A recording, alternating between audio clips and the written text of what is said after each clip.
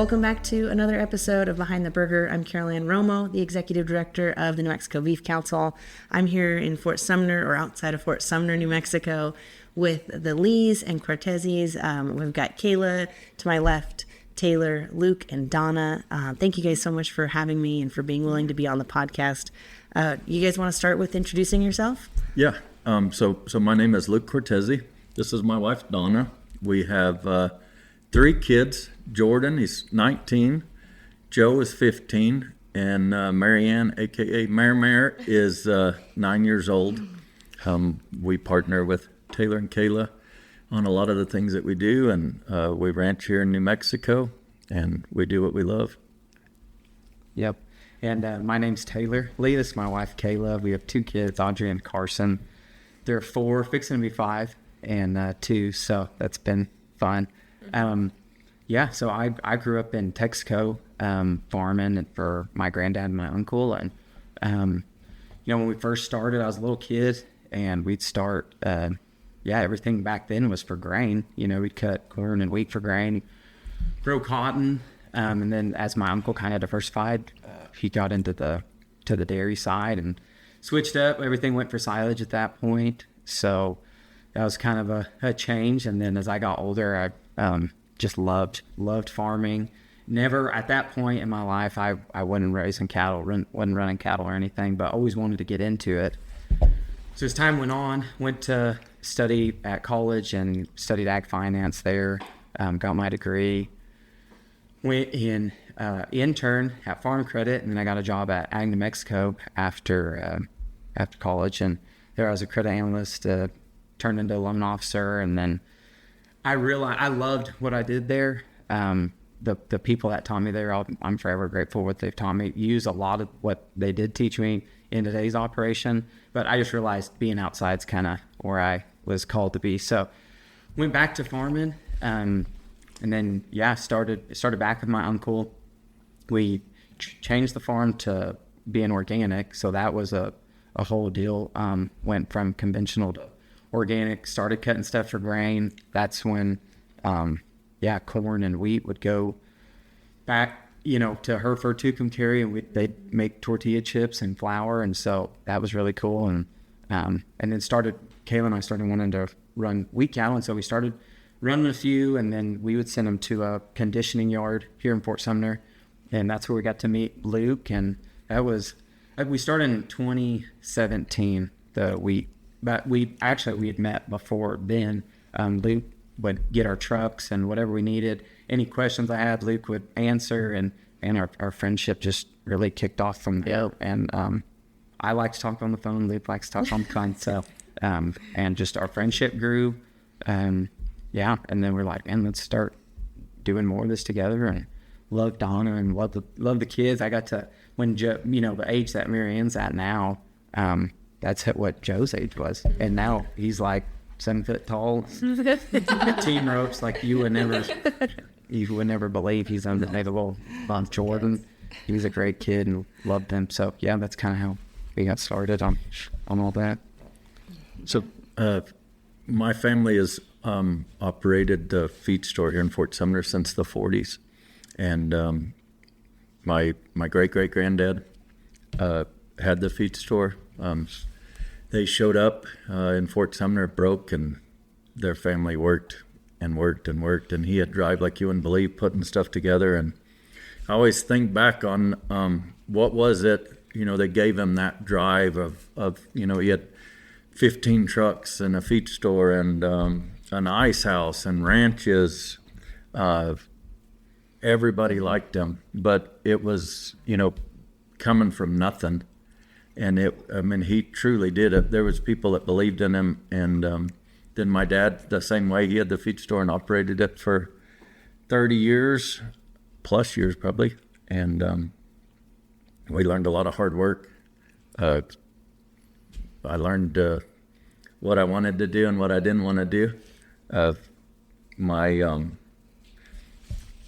There's people today that we do business with still, and we're the 4th generation, and that my granddad did business with their great granddad. And so that's one thing that I'm really proud of in what we do, is that not only did we do business with, my great-granddad did business with their great-granddad, and then my granddad did business with their granddad, and my dad did business with their dad, and then I'm doing business with them. Me and Donna, we met in high school when we were in kindergarten. She had 2 buck teeth, and I just fell in love with her. Took a long time to get her to fall in love with me, but we've dated ever since we were 15. We were high school sweethearts. Everything we do together, and it's a family operation. Me and Donna and Taylor and his family. Donna was a registered nurse and worked 10 years as a registered nurse, and she come home and we made the decision that if we're going to do something, we're going to do it together. And we threw away our insurance and our weekly paycheck, and God has put it all together and took care of us and made it to where we are today. We grew. Everything we got was something that we worked for, and that we grew, and a lot of people entrusted in us and believed in us, and we've done a lot of different things and a lot of cool things. I got to see a lot of neat stuff together. Yeah, absolutely. Well, and it says a lot about, I think, not just the industry, but your family and the kind of people you are, that you have those generational relationships, that you have this family business, that you guys as couples can come together and have a business. And that's kind of the whole goal of the podcast, right? I know, and I believe that the people of our industry are wonderful. We want consumers to know that, right? That we're not the bad guys. We're the good guys, and you guys are the good guys. You guys are making sacrifices and making this family thing.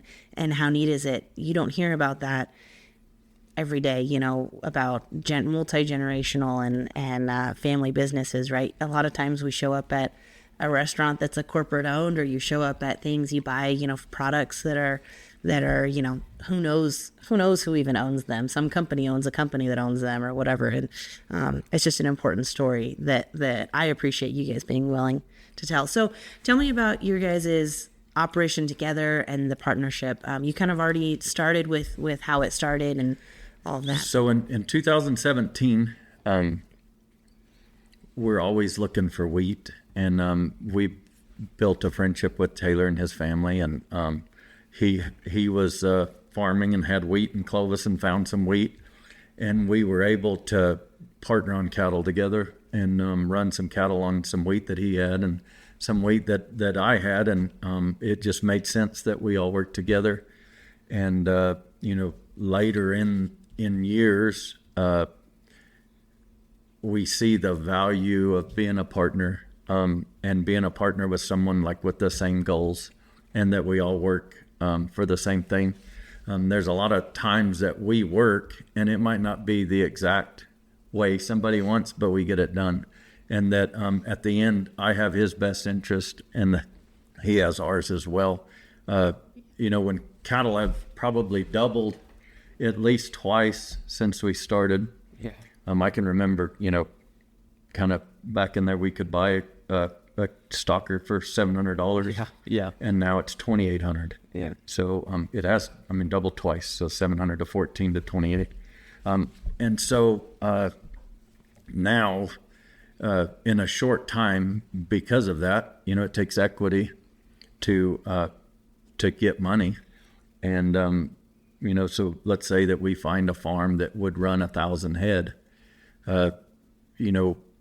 That would be $2.8 million just initial investment. And, so you go from 1.4 to 2.8, it would take his equity and mine to be able to do that. Otherwise, we would be working for some great big cattle guy that runs. And we believe in the small town. We also believe if me and Donna are going to do something, we want to be the one hands-on.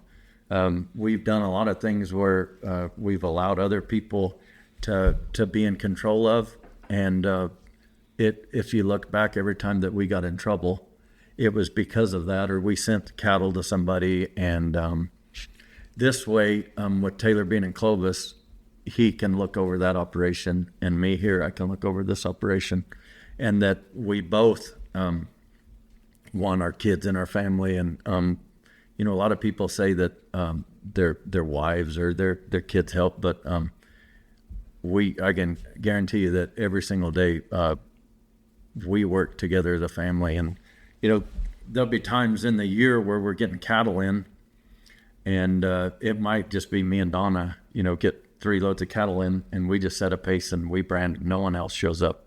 Or me and Taylor, or Taylor and Kayla, or a lot of times me, Donna, Taylor, Kayla, or, you know, we might schedule it for the weekend that we work cattle or move cattle, and the boys. Earlier in the partnership, we homeschooled our kids, and so it was pretty much free labor every day. You know, we could show up, me and Donna and 2 kids and Taylor, and we could get pretty much everything done that we needed to get done. But we've grown the partnership. There's been a lot of people that have opened up to us and entrusted their ranch with us. There's guys that have leased us their farms. And when we started, we would go, you know, and we would find weed or something. We went all over the country. We brownfield, level in, Guyman, Oklahoma, all, and you know, I can remember every other day picking Taylor up at 3 o'clock in the morning at Clovis and driving to wherever it was. Yeah. And working all day. And at that time, you know, there might have been 3 of us together, and me and Taylor would go look at 5,000 head of cattle and the boys, and we would come in, and it'd be late that night, come in, and then the next morning be at Clovis looking at cattle. And there was it still is a lot of long hours, a lot of hard work. But, you know, to have a partner that's willing to put in the time just like you are is huge. And I always say, you never know who your partner's with until you get in a wreck. Yep. And whenever you're getting cattle in, or you're in any sort of agriculture industry, you're gonna get out of one wreck right into the other. And to really see who your partner's with, or who their wives are, or who their kids are, or everybody's true colors will come out. And we see a lot of partnerships dissolve because of that. You know, everybody wants to make money. Everybody wants to, but you know, in the end, you can't win every time you show up. Yeah, and I think everybody wants to partner with somebody. Like Luke said, you just, there's so many more opportunities that are opened up from a finance standpoint, you know. But like Luke said, you figure out, you know, you're gonna have tough times, and you're gonna have to get through it. And you need to have someone there by your side that believes in you, believes in the decisions that you make, because ultimately decisions Luke makes affects my family. Decisions I make affects their family. And so. You know, when we got started, we would show up to lease somebody's wheat, and there was only one way that we could get it. And, you know, we had to do something more than the guy before. Or, you know, something happened, or like maybe the guy that had it before, he gave it away, or, you know, gave it back.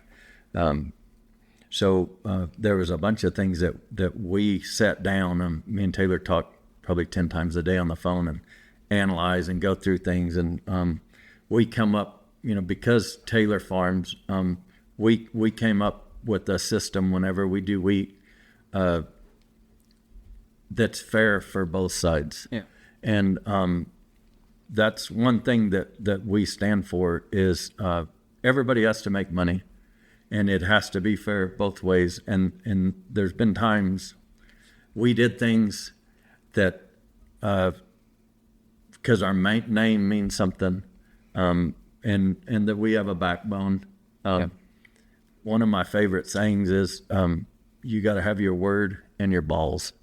And that I tell my kids that every time, and you need to keep all of them. But if you tell somebody what it is, I mean, you have to, even if you work for free for 2 years, I mean, we've done that too. Oh, yeah. And, you know, get into a spot where you got cattle turned out and get in a wreck or or cattle don't gain or market changes or but you spoke one way and you have to make sure that you do it, or you turn cattle out and you have a death loss that you didn't think that you were going to have. And most people, the death loss a farmer pays if it's on the gain.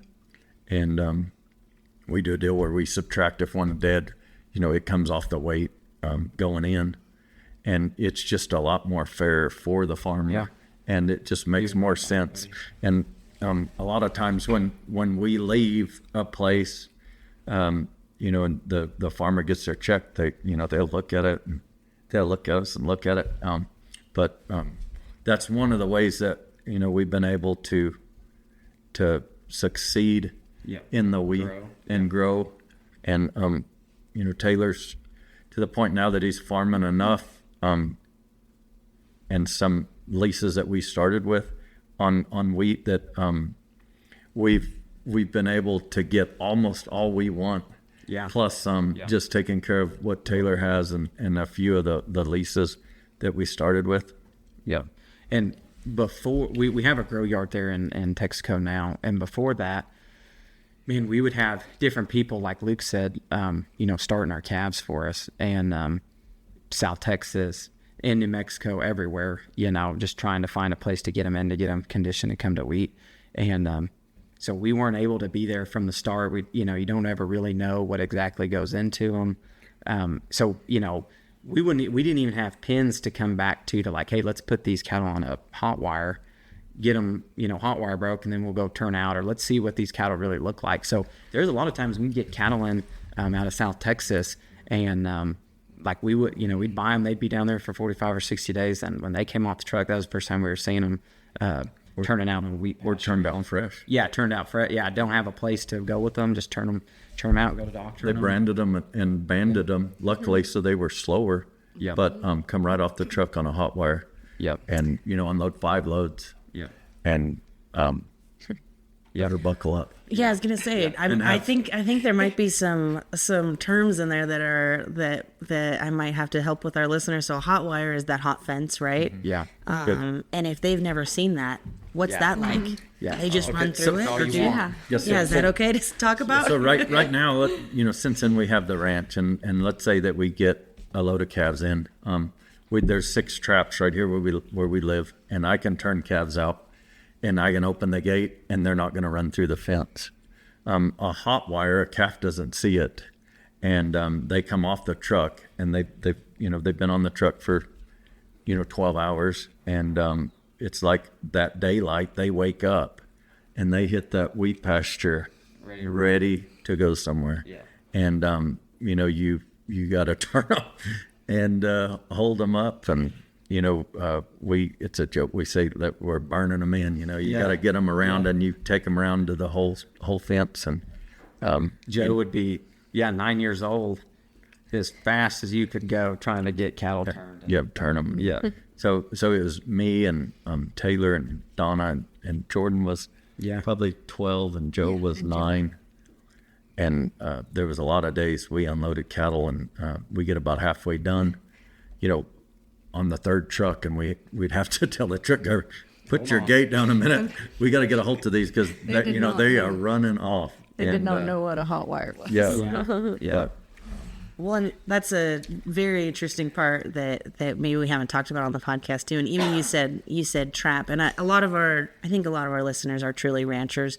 We hope it's not just ranchers, but that trap is just a smaller pasture, right? We're not trapping cattle. Just a smaller pasture that's called a trap. That you get them into the smaller area so that it's easier to move them the next day or whatever, like you're saying. And they have those fences, and normal fences are a barbed wire, right, with like 3 or 4 strands, right? 5 strands. 4 or 5 strands. That you can see, or that cattle could see. Right. But then when you move to the hot wire, is it just one? It's one little wire. And really tiny. It's not barbed wire. It's not that thick twist. It'll shock them whenever they touch them. That even we wouldn't see necessarily if we were walking through and we weren't familiar, right? Well, I just always want to make sure and try and do my best to define some of the terms. Not that I necessarily know. I need you guys to tell me, but. And one thing too, God's opened all these doors for us, and coming from a time when we didn't have the ranch leased and all that, and that door was open to come and lease it, we'd get these calves in, and every day Luke is very intense, very like, this is how we're going to do it, and it's the right way, and that's how it's going to be. It might not be the right way, but that's... Yeah, well, it is do it. in my eyes. It's 100% the right way. But it, so every morning these calves, we, like Luke said, there's 6 traps. Every morning they get all pushed into water. They all get hand fed. They all get looked at. It ain't just, let's just cruise through them on a 4-wheeler real quick and see if there's any sick. No, we're all going to get a count. When back at the grow yard, it's easier. They're at a bunk. You just, hand feed them and have some good hay out for them. Yep. It's work every day to start fresh calves like that. Yeah. That attention to detail is something that I admire, right? That you're constantly looking to see if anything's wrong, and then even pushing them to water, right? That was something that we were talking about recently, is that if you put them in a new pasture, the first thing you do is show them the water, because cattle are smart. Yeah. But you got to show them where the water is, because they're not, they're not all knowing. Yeah. So, here's a fun question. What's the most rewarding part of being in this industry? I think just the responsibility that we take on every day. Get to grow a product. Now that we have a fall set of cows that calve in the fall, and then a spring set, and so we get to raise a baby calf, and they stay with their mom, and then we go to wheat when we wean them, and then go to the feedlot with them. And so it's neat to grow a product, start to finish. And just the pressure is a good kind of pressure, but to have other people relying on you, the decisions you make, it's a good pressure, and just the responsibility of having a product come to market. Stay with us. We'll be right back. This episode of Behind the Burger is brought to you by the New Mexico Beef Council. At NMBC, we're all about supporting New Mexico's ranchers and bringing the story of beef to life, from pasture to your plate. If you're enjoying these conversations, be sure to follow us on social media to keep the journey going. You'll find us on Instagram and TikTok at NMBeef, and on Facebook at NM Beef Council. We're sharing ranch life, beef tips, recipes, and the people behind the plate. Come be part of the story.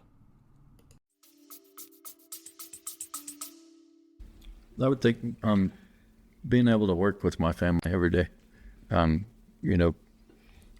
the good and the bad. I can remember, I drove a truck for a lot of years, and I can remember having to go 1,000 miles a day. Every day we hauled cattle, and, waking up and having to be away from my family. And not only that, being so tired you can't go anymore and have another 1,000 miles to go. And, I know what I don't want to do, and it isn't that I didn't enjoy that. It's just that there was a time that my family needed me, and to be able to come home and do it together, and watch my kids and my wife struggle, and then get through them struggles together, and work through it as a team, and being with good people, waking up every morning doing what you love, and not having to work a day in your life. And like another deal is, people say, well, how do you do it, right?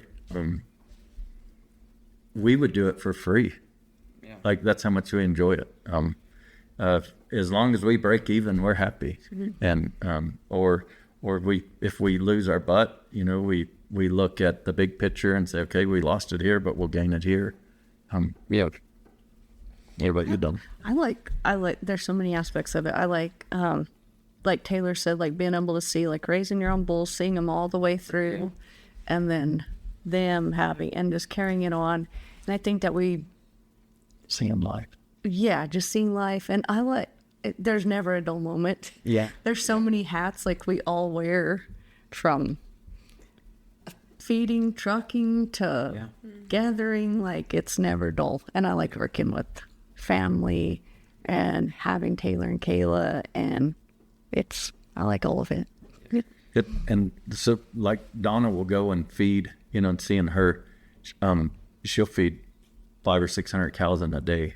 And, now with cell phones, she can pick up a cell phone and FaceTime me, or like, calving heifers, and we'll talk 10 or 15 or 20 times a day. And, the other day feeding, I could see one's about to calf. So you see it in the morning, then you go about your day. And then later on, I'm like, yeah, like, I think you need to come over here. And so like, we'll get done but feeding. working and then together we as pull. a team, like there's a true partnership. You all work together as one. And, a family, a wife, husband and wife, and a partner's a lot like your wife. And everybody works together for the same goal. And like going and feeding and seeing new life every day, or going and whenever you wean or whenever you brand, and you see that all of the hard work of the product of everything being the same size, or like I set goals that nobody even knows, but it's something that I strive for every day. And if it means something to you, you don't have to write it down. You know it. And being able to show up and brand, and every single one of your calves being the same size, having all of your cows are in good shape. You turn your bulls out, and your cows get bred within, a 60-day calving period. And being able to set a goal that you can do and that you can reach, and short-term goals and long-term goals. And being able to do that together as a family, that's what makes me get up every single day and want to do it. Yeah, absolutely. It's special, and it's visible, right? We keep talking about that's visible. You see the fruits of your labor. And you sort of mentioned technology, and I was just curious, like you said, you can FaceTime and all of that. Today in 2026, how much technology do you guys use? So we have cameras set up, and that's one form to see wildlife. I love watching wildlife. I love taking pictures of wildlife, but also, like, let's say that there's a tank on the far back side of the ranch, and it takes you 2 hours to get there. You could buy there's a lot of things out there, or you can buy a camera that costs $10 a month, and every 24 hours it takes a picture.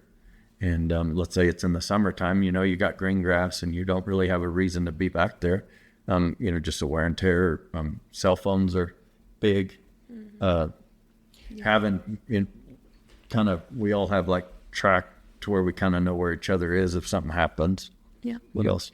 There's technology on the scales for the feed truck. Yeah. And that's Bluetooth to Taylor's phone as we're loading different commodities into the feed truck. It's like live updating the ration to meet with whatever, we've agreed on to feed that cattle the ration. Taylor's got a drone. That's his that's Taylor's favorite new technology. Tell him about your drone for farming and for cattle. No, we've used it. Check water gaps, check tanks when it comes in and snows, and you can't even get down the roads because it blew drift so big. Tell them about the calf that you knew that had. We had some cows that were calving, and there was a cow that I knew she'd had a calf, but I drove and could not find this calf. And anyways, flew that drone out there, and it has an infrared camera on it, and so we were able to find it and use it for that. Wow. Use it for sprinklers. Used it to go see. Check sprinklers.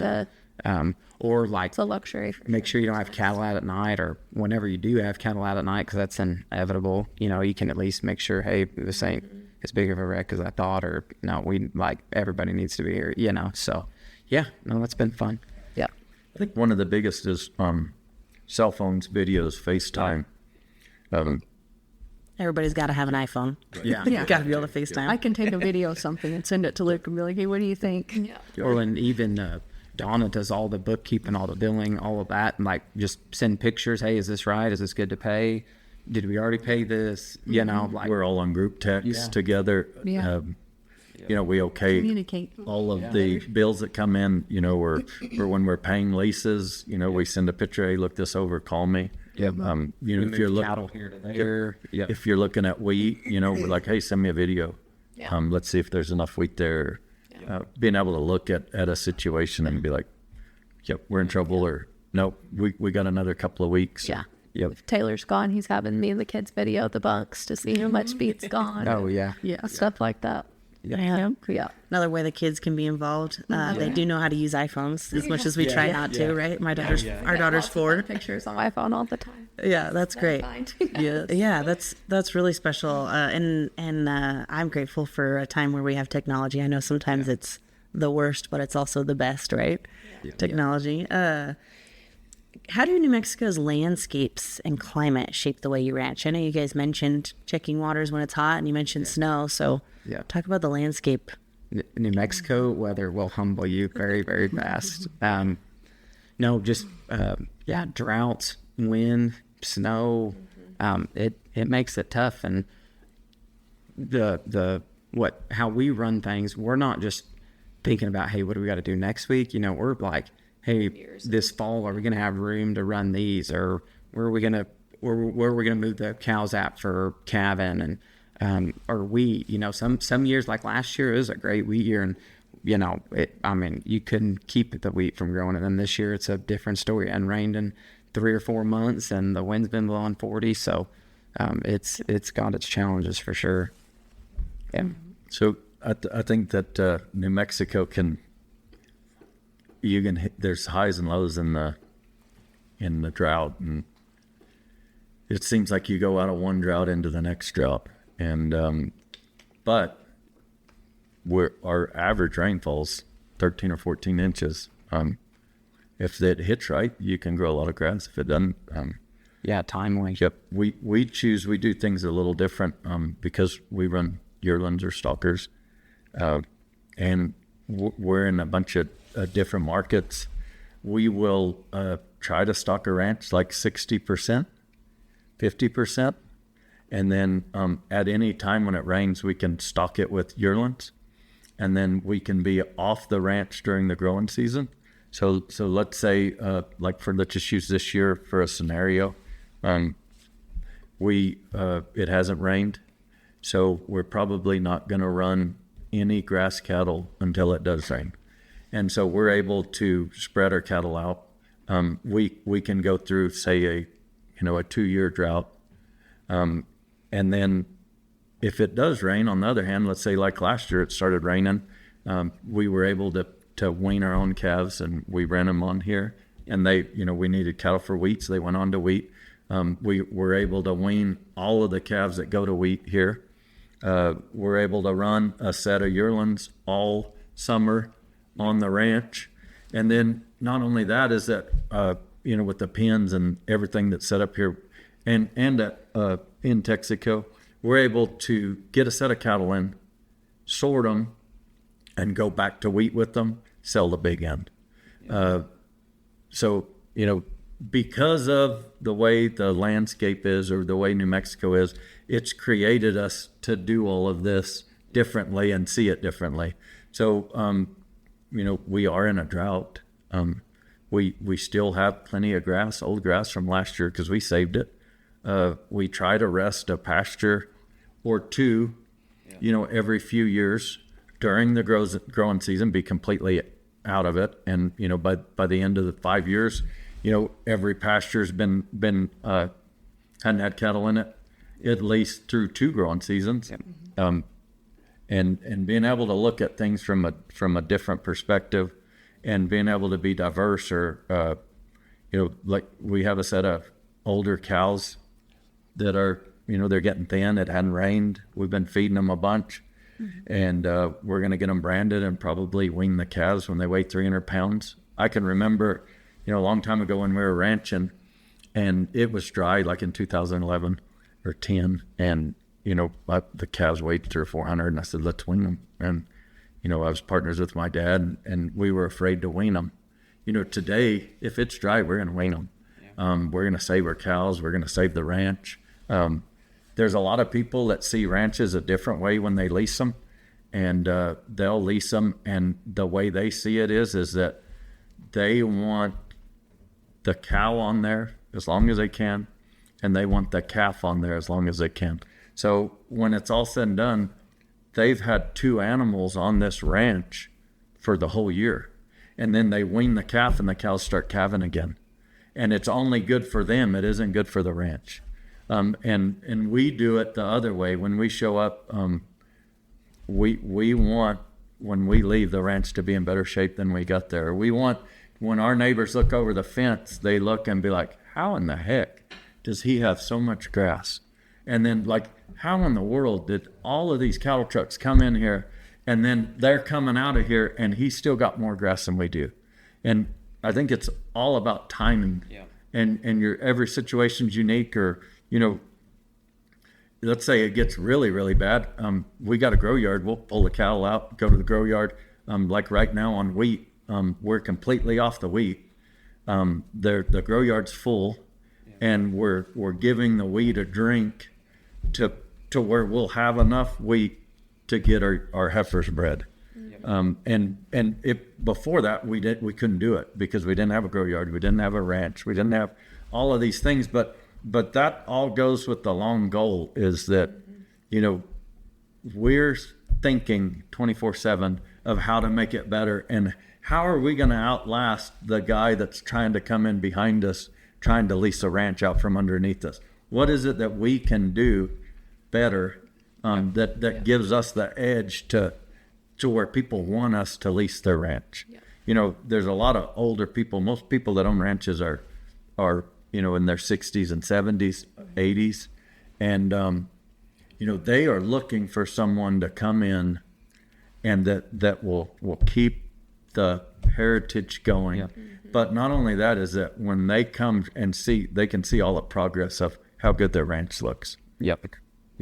There was a lot of years that when we first started running cattle that, you know, if we ran short on wheat or something like that, like we didn't have a place to come back, or we'd have to send them to the feed yard or something, and it might not be the most ideal, depending on what the market is doing. And so there's a lot of times like we just had to, you know, sell them. We just had to call someone and get them sold, and you know, Take our loss. Yeah, take our loss and move on to the next set. And so now, like I said, God's blessed us with a lot of opportunities and been able to grow. And it's almost like now we're getting more, you know, piece of the puzzle put together, and just, you know, allows us to times, you know, something that we always chase is just gives you more opportunities. Yeah. What about I was just gonna say, like, I think a priority for everybody is good stewardship. Yep. Like, we know that nothing is truly ours. It's been given to us by the Lord. And especially with cattle and land, like, you want to be good stewards of that.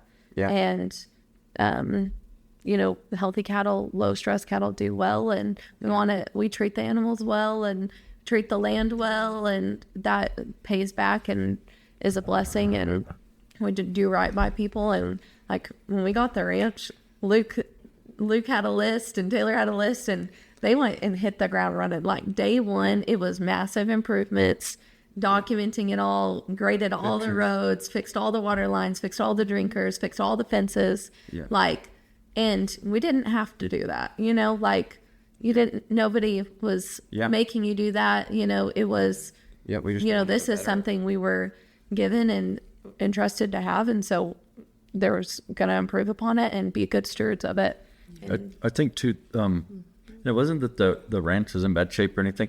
It's that our standard is I want to take care of it. Yes, is high, or there's something, you know, if I see something wrong in my mind, we're going to fix it. And it ain't going to go a day, or it ain't going to go a week, or, but we had, what about, you know, the winters here, most of the time are mild, but, you know, it can be bad.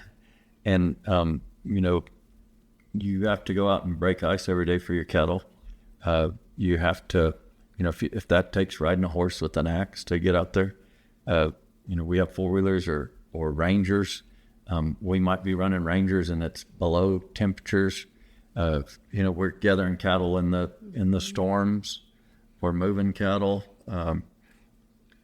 If water lines get froze up and there's a dirt tank, you can bet your butt we're in the dirt tank breaking the ice so that they could have something to drink. Two things they have to have, three things: drink, they have to drink, they have to eat, and they have to have air. And whatever that takes, you know, whether it's a 20-hour day or a 2-hour day, we're going to do our best to do that. But there's some people from Oklahoma that have come to New Mexico, and they're building fence, and they're hard workers and good guys, but they don't know about the New Mexico wind. And it'll blow 30 mile an hour 7 days a week. There's another saying, a guy told me, I would ask him, when's it going to rain? And he'd say, when the wind would quit blowing. Well, when's the wind going to quit blowing? When it rains. And, we're in that pattern right now with the wind blowing every day. And they've showed up, and boy, they come in and their faces are beat up from the sand and the New Mexico landscape, or the wind or the weather. And if you ain't tough, it'll get you. Yeah. Absolutely. Well, and I always get a lot of questions, especially when we go to, as other state beef councils, we meet together a lot to try and learn from each other and improve, and it's a really great resource. And a lot of people, I think, assume New Mexico, they picture the Wild West, they picture Arizona weather, they picture South Texas weather. Yeah.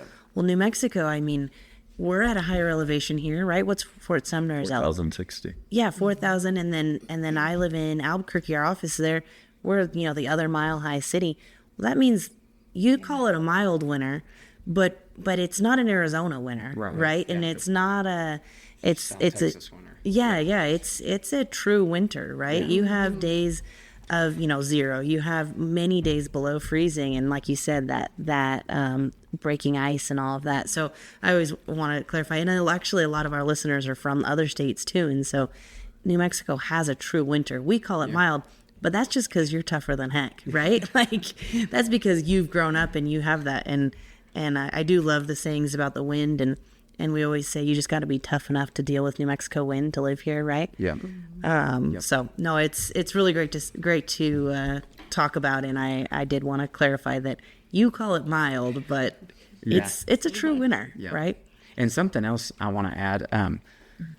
There's a science behind how you graze your ranch, which, probably not a lot of people know. And Luke is very, very good at this, but where you put your mineral, where you feed your cows, like we got a spot that there's a creek that runs right through the middle of it.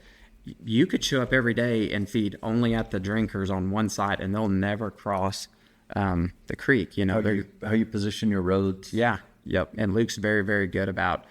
It's essentially rotational grazing. How you enter your feed truck into the pasture. Yeah. Which will call the cattle to that side. Yeah, where you start honking your horn at. It's rotational grazing without running tons of fences through your place, And so through these years that, like, we're kind of right now where it's dry and hadn't really grown much grass, we're able to.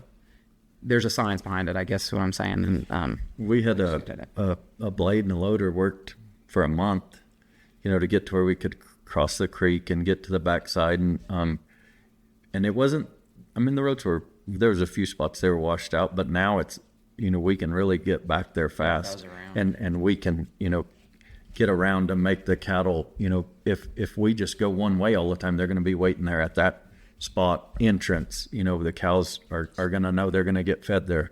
And so if you're able to go to where you come in through the very back, it's going to allow the cows to start working another spot. And there might, there's grass knee high there.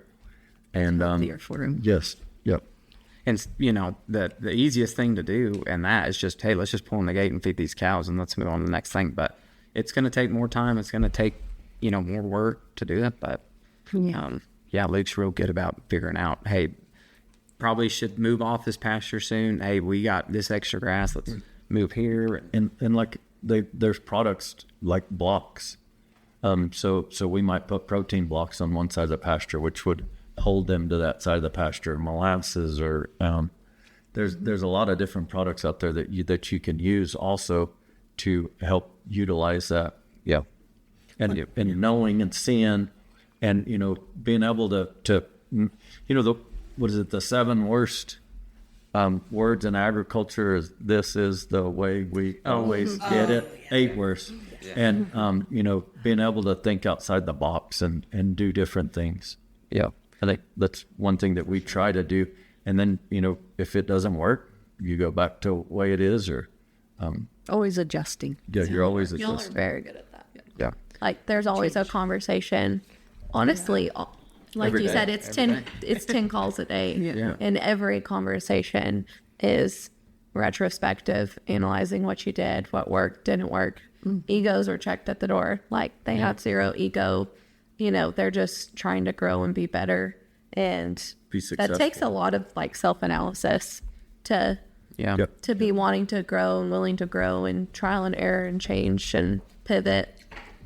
Yeah, and it takes a highly evolved human too to be able to understand that you have to think about, 10 years down the road Yeah. and yesterday and tomorrow and all of these things, and be a range scientist, right? A lot of times, you assume we want to be a rancher because we want to be a cowboy. Well, you also got to be a range scientist. You also have to be a bookkeeper. You also have to do, be a farmer and all this, and a grass farmer even, and all these things that it's complicated. And the science of grazing and the science of all of that is beyond my understanding. But what I do know is I did explain to someone in Santa Fe, they didn't understand that that you are reliant on a ranch in a grassland situation. You're reliant on natural rain, and you're reliant on natural grasses that come in there in the soil, right? And you guys have both, right? You have the farming side and the wheat where you can water it probably on pivots, right? Yes, ma'am. And then you also have the ranching side. So it's all this complications and all these things that we hope that consumers learn from the podcast, and that the best thing we can do is put the story out there, right? Yeah. And try and show how complicated it is. And sorry. No, that's good. Another story that comes to mind too is there's a little steer trap up here by Luke's house, and it not a real big trap, but we utilized it a ton to wean like little 200, 300 pound calves, and it had grown up in weeds before we got here. And Luke's like, man, if we turn out when those weeds are coming in right before it starts raining, really knock those weeds down and let that grass come back. Now that little trap's beautiful. I mean, and we hit it right. Luckily, it rained a bunch last year, but it grazed all them weeds down and let the grass grow up in between. And so just practices like that I don't think people know. Like, it ain't just like you just unload your truck and then, check water a few times a week. So And much there's, there's a lot. into like on the farming side, your profiles, your depths, your rainfall, there's a lot of agronomy involved, and it's not just, I think, to the lay person who's not in the ag world, it just seems like people are podunk people, and they just put their stuff out, but there's so much science involved in all of it, and so much strategic planning and analysis, and it's very involved and very complicated, and you have to be strategic. You can't be passive with it. Yeah. Absolutely sstrategic and scientific, and absolutely. I'm ever impressed and ever grateful that there's people willing to do that, right? Because it's hard, right? So maybe talk about the cattle. You guys have already talked a little bit, but just specifically ways that you take care of your cattle to ensure their health and well-being. People love to know that we care about our cows, right? So our cattle get checked every other day. One of the things that we do, we feel that we've seen where using a live virus vaccine has helped when you wean. It just gives you more protection. So when we got here, we put all of the cows on a live virus. What we feed, when we feed, how we feed, it's our job. If we don't have to doctor a calf because of the vaccines we're using, or less likely when we wean them that we're going to have to doctor a calf, and being able to do that. I think another big thing that we do is being able to turn our cattle out on in traps, or in smaller pastures that we can look at them. We can group cattle, knowing when to doctor and when to let one ride. That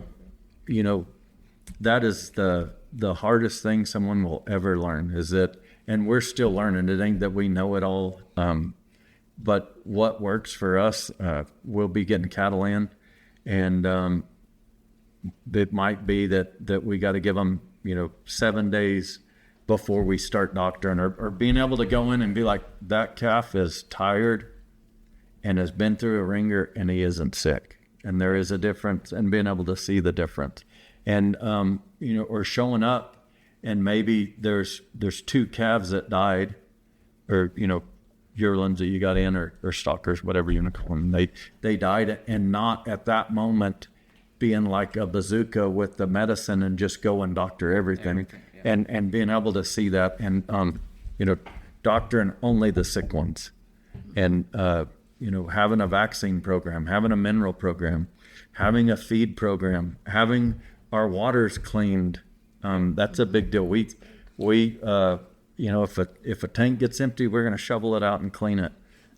If there's moss in the tank, when we feed and we're waiting on cows to show up, we're going to be shoveling the moss out.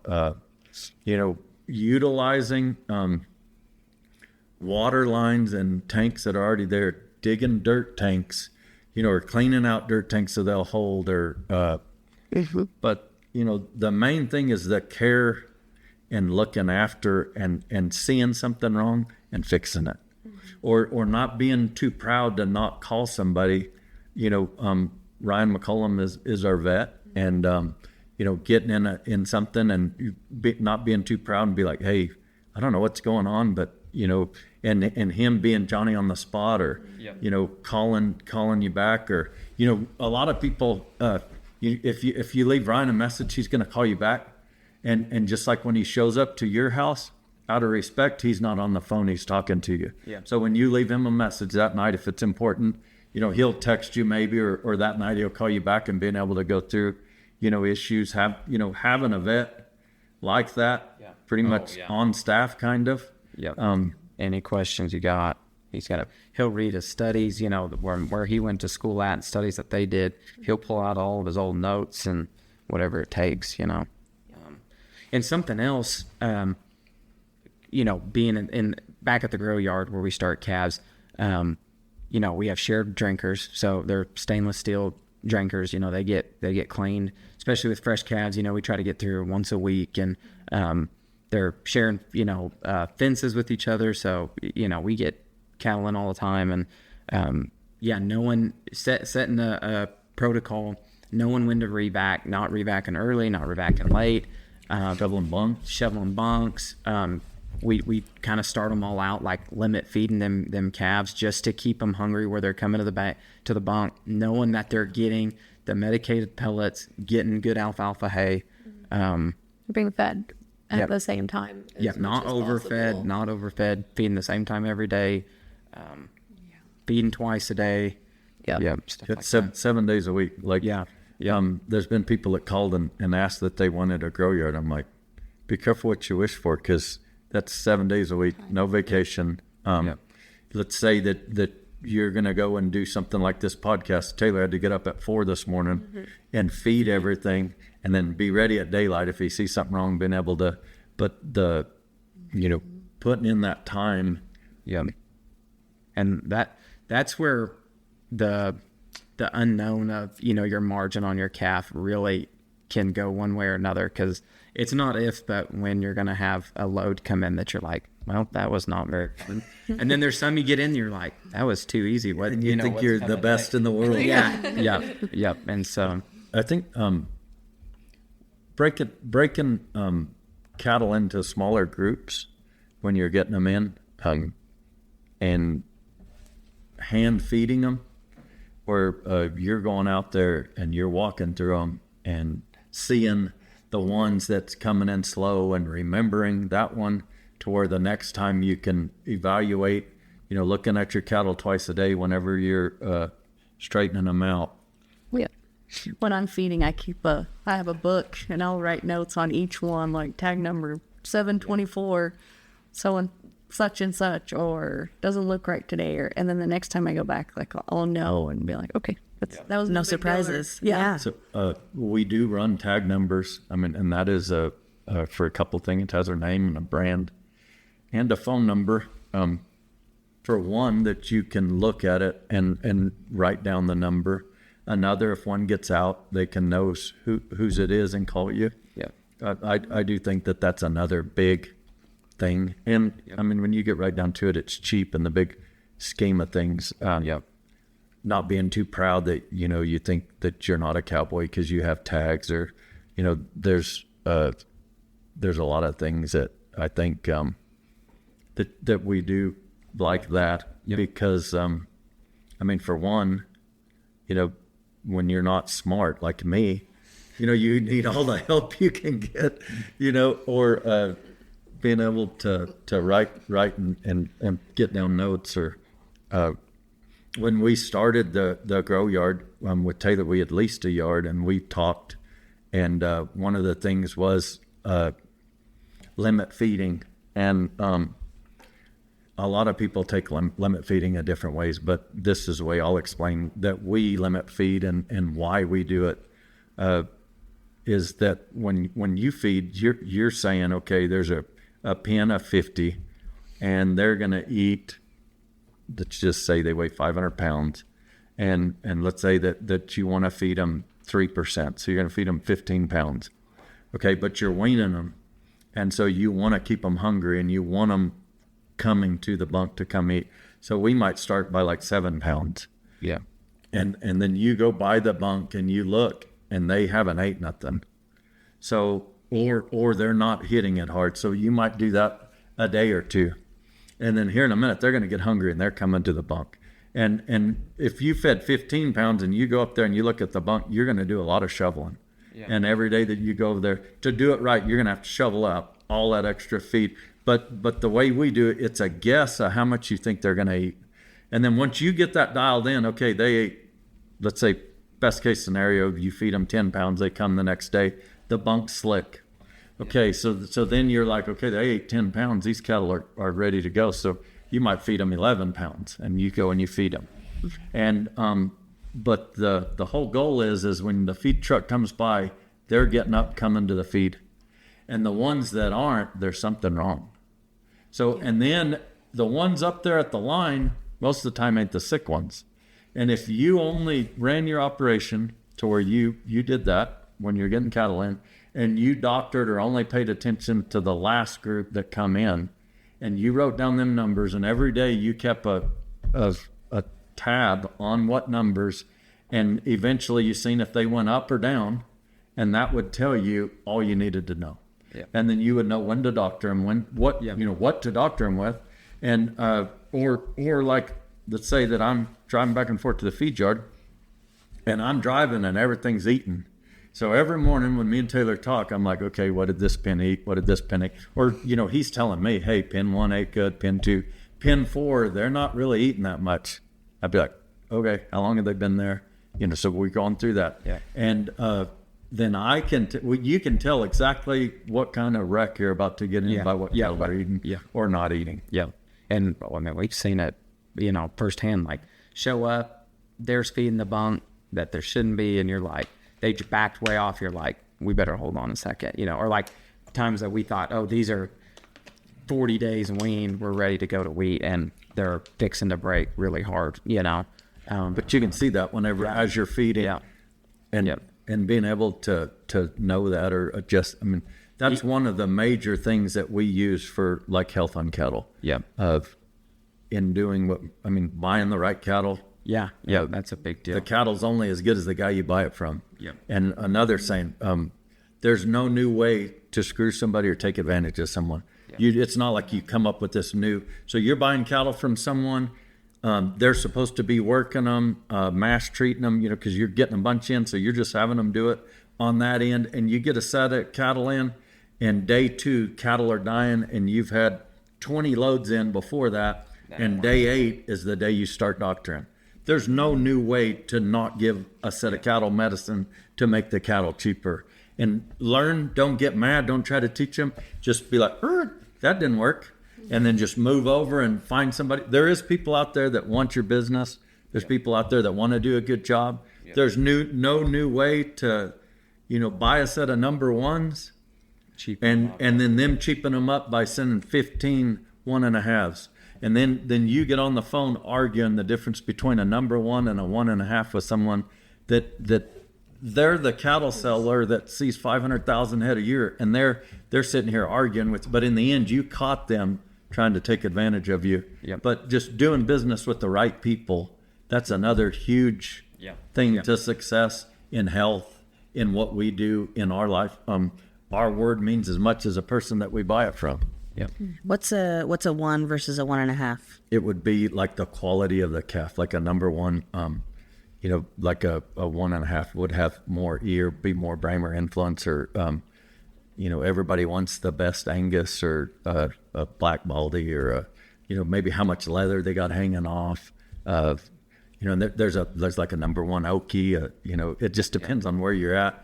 If you're going to buy cattle in South Texas, they're all going to have a little bit of Bramer influence, all going to have a little ear, all going to have a little. But you buy a number one, and they show up with floppy-eared, quarter-eared Brangus, and you send them a video, and they're telling you that that's a South Texas number one, and you're like, no, that one's 40 cents or 50 cents cheaper than this one. Y'all guys said that this is a cup. Tell me what it is, and that's what we're going to buy, right? We're buying what you're explaining, and then when they get here, there's something else. But Yep. Okay. That's what I figured. I just wanted to make sure. And then we talk about Bramer and all of that too. So that's your breeds, right? We love to talk about cattle breeds and not that Bramers aren't good cattle, or that just different. It's just the way the world is that they've marketed Angus, and everybody wants, because of marketing. And marketing is a huge. It's all marketing. Yep. And somebody in the Angus Association, or a lot of people. There's been a lot of money put in marketing. There's been a lot of money put in genetics, and there's number one Brangus too. I don't want. We've made one of the best things that I've heard too is there's two types of cattle: cattle that make money and cattle that lose money. Yeah, and that don't be too proud to have a set of cattle that ain't the best looking ones in the world. Yep. If they're going to make money. Yep. Absolutely. And also, sometimes I don't think maybe people see like how many hands go into raising a good quality cattle. It's people at One Stop Feed, Clovis Vet Supply, Mesa Feed. They're supplying us with the right medicine, the right vaccines, the right medicated feed, making sure our liquid mixes are the same that we add into the ration. All these people, they have to do their job. Trucks bring them fuel. Yeah, fuel. We got mechanics working on road graders, loader, feed truck. Yeah, whatever it is. The shops in town keeping all of our flats going. Tires, trailers. Yep. A lot of hands that go. Yeah. Yep. To let us do what we do. This might be a little bit off key, but in today's world, people love seeing people fail, and they love jumping on that. Yeah. And they love it whenever you're down. They love walking up and just kicking you right in the teeth. And we choose to do the other. And not that we haven't been part of that, or that we've caught ourselves. But when someone else does good, we want to see them do good. And a lot of the people that work for us and help us are people that have been down. And you're only as good as the people that work for you. Yeah. I have a cousin that had back surgery, and he couldn't work, but I knew he needed to get out and do something, right? And so I called him and I said, what is it going to take for you to come work 2 hours a day? And that was one of the best decisions we made. Yeah. And for him to be able to, he's a full-blown mechanic. Yeah. And I just tell him, you work till you can't work no more and go home. If that's 4 hours a day, 2 hours a day, 1 hour a day. But when he shows up, he's thought all night on what he's going to do. He shows up and he does it. And when he's tired, he goes home. He doesn't cost $1,000 a week because he only works 4 hours a day. Yeah. And being able to see the value in people too, and then being able to help him and being able to show them Jesus and show them love, and being appreciative and making them their self-worth climb the ladder. And everybody that works for us, that's one of the key goals, is that and we can turn this into like health of cattle, is that when they show up and their self-worth is higher, they're going to do that extra mile to help us. Yeah. And, having that personal conversation with them every day or when you see them and being like, hey, how was your weekend? How are you doing? And like, or being like, hey, there's a kid building fence and he's tying staves in. That's super special to me. Has a spot in my heart and always will. But stopping and having that true conversation with them that no one else gives them. Yeah. And be like, hey, how are you? How was your night? Be like, oh, well, how do you show me how you're doing this? And be like, and then seeing one thing that they're doing good and be like, good job. And be like, I appreciate you here. I'm glad that you're a part of this. Thank you. And and that guy or person or wife or kid are going to work 10 times harder.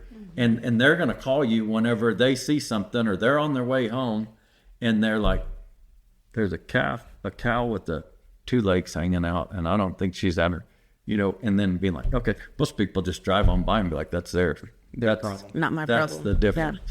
Yeah. Yep. We live in a world that, like appreciation and just telling someone good job, like, hey, I appreciate you being here.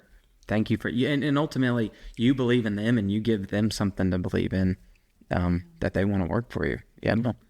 So That equity in human relationships is huge. It's so important. I'm not perfect at all, but if anything, I strive to be better and want to be investing in humans. Absolutely. And caring about those and taking care of others and in a, turn back around of you do that and then it works better for you, right? Like, you get more with honey, right? And not that you should do it selfishly, but you can because you will get more out of it. And something like when there is a problem, heading the problem off and having that tough conversation. Yeah. But you don't have to be mad. You don't have to tear someone down. This is one thing that we're really working on. And sitting down and like having, hey, this is what you're doing and it's not working. This is what we're expecting of you. We want you to, we appreciate you here. We like what you're, but every time you're seeing that, being able to stop, adjust, and go again, and not like turning your head, and going the other way, and then having to be so mad before you go talk to them, and then that never ends, right? But I think we're all a work in progress. Yeah, Absolutely right. We all learn from each other. Yeah. Yeah. The only person I'm good at fixing things with is my husband, and I think that's called arguing. But I don't know. Right. And fighting. I don't think everybody else enjoys that part of our relationship, but that's great. No, I love that investment in people. Well, tell me about a time where you made a sacrifice or overcame a challenge. I feel like every day we make sacrifices. I mean, if we got to do stuff in Clovis, Luke's up at 3 or 4, Luke and Donna's up. They're coming to Clovis. Literally the next day, we're doing stuff here, so we're going to come this direction.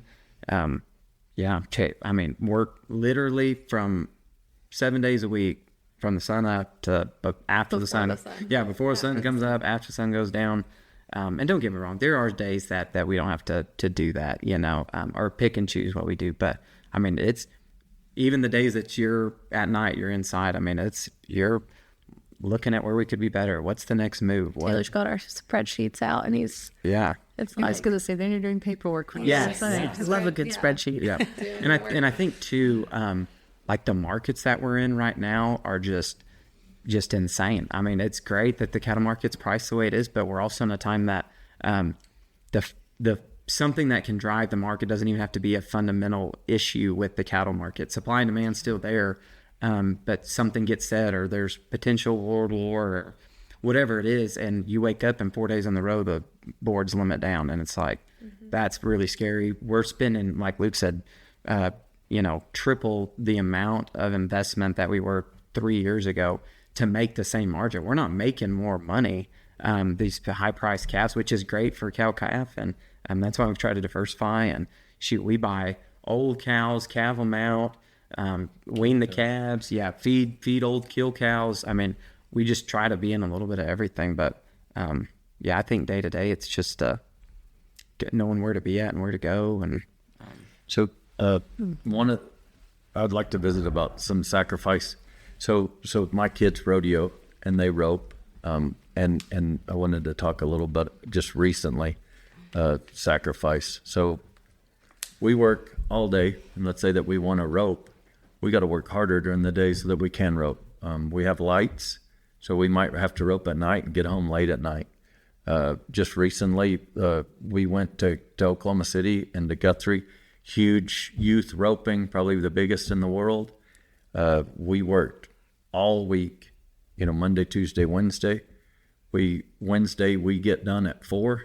Everybody, we have 3 feed pickups running all day long, and at 4 o'clock we get home. Joe, my son's 15. He's got all of his saddles loaded, trailer bedded, all of his stuff loaded. We get in here, we start loading. We leave at 4. We get to Oklahoma City at midnight. We finally find our stalls. We get everything. We find a spot to park. We're up at 7, ready to go. So we're up at 6, getting ready at 7. We're out on the trailer. Joe ropes all day long. And they probably had 600 teams that day. It started that morning. And at 8 o'clock that night, Joe was the 11th callback out of 320 teams in this particular roping. Joe ropes the steer by 2 feet, slips a leg, don't win no money. So we load up that night at 8 o'clock, pack up, get all of our horses. We go to Guthrie, an hour down the road or 40 minutes. We unpack. It's midnight by the time we eat, get everything done. We rope all day. Get up 6 o'clock. Get up at 6. All day we rope. Joe was 21st callback. Ropes the steer by 2 feet, loses a feet for money. And that was like 500 plus 500 teams. plus teams. At 8 o'clock that night, we load up and we drive all night home. We get home Saturday morning at about 4:30. We lay in bed. At 7 o'clock in the morning, we're out feeding, 2 feed trucks running. We let Joe sleep in because he had prom. At about 10 o'clock, we get Joe up. Joe feeds all of the horses. Joe works, does all the stuff. Joe goes to prom, but it never misses a beat. A lot of people, they don't have to work on Wednesday, or they don't have to be rushed back, or after 5 o'clock. Or after 5 o'clock. Okay, another thing, we have a trucking company. We dispatch cattle trucks 24/7. I'm on call, and it's been like this for 20 years. However long. Yeah. And when the phone rings at 2 a.m, we answer it. If there's a problem, we take care of it. It doesn't matter where we're at on vacation. If we're in this podcast and this phone rings, I'm going to answer it. She said what? Yeah, Vacation. or that a sacrifice that we made is. But we said that's what we're going to do. This is the lifestyle that we want to live. I want my kids to be successful. I want them to have the opportunity to rope. I want them to know what hard work is. I want them to know when you set goals and that you can reach them, and that they love what we do as much as we do. And people ask, well, why do y'all do all that? It's like reality sets in every day at my house. It's the reality that my kids want to be successful in roping, or that we want to grow in our ranching. We want to drive new pickups. I want to be able to, if my son says that he wants to be a welder, that I'm able to help him and help him with his dreams or work, or a friend gets knocked down and needs help, that I can show up and help them. Yep. Mm-hmm. How about you breaking those ribs? Yeah. Was that a good challenge to overcome? Couple of years ago, we were getting cattle in, and We're gathering them from we're gathering them, and this horse had about 2 or 3 rides on him, and I was loping, and there was a Charolais calf that got up out of nowhere, and he bucked me off, and I broke some ribs, and about 2 hours later, I still couldn't catch my breath, and I stood up after he bucked me off, and Donna said I fell back down, and so she comes out there, and if I could have had the words to say call a helicopter, we would have called a helicopter. But I didn't have no air to say. So she takes me into town. They do X-rays, and I had a big old knot on the back. It's a small town, so they had to send the X-rays off. So they said, we'll call you tomorrow, but my advice to you is to stay at home. Okay. So the next morning we were testing bulls at Taylor's, and a bull turned around, and I told him, I said, all I can do is ride a horse. So I had a wrap around me, and as tight as I could get it, used a bucket to get on. And a bull flipped the horse on top of me, broke some more ribs, had black my eye and fat my lip. Oh, no. And so right after that, the doctor called and said, Mr. Cortese? Yep. And he said, my advice to you is to stay in home. Big day for you is going to be to get up and sit on the couch. And I said, yes, sir. And he said, do not do anything. All right. So we get off the phone. And He didn't know about the second wreck. no. So there's a third one. So about 3 or 4 days later, I got the horse stepped on a rattlesnake and bucked me off and broke every rib on this side. And I would breathe, and you could hear him crackling, crack, crack, crack, crack, crack, crack, crack, crack. And so Donna was mad frustrated because I was out working. But we were getting cattle in ready for wheat, and we had every trap full. And I told her, I said, come out here. So I said, do you see any vehicles pulling in here and trailers and people to help us? She said, no. And I said, this is our livelihood. This is all we got. It doesn't matter what happens. You're going to have to get up every day. And I guarantee you want to know what you got. Break every rib on your left side and get up and go gather 6 traps and have 1,000 fresh South Texas calves that you got to 40 a day. And, it got to where, it was all I could do to get the cattle gathered. And I would pull the 6 out, and the boys would, Dr. Taylor would come and help us. And we would sort them, or, then we used to shoot. But that was about all I had to get that done. It wasn't fun.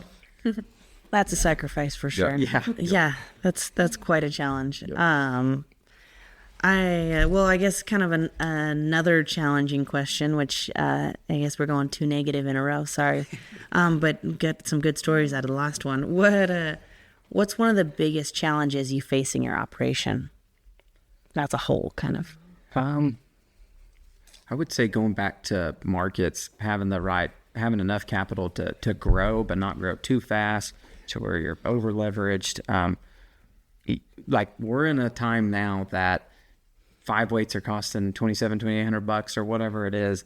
You can't mess up and be okay, and it's not, we don't get a paycheck every Friday or every 2 weeks.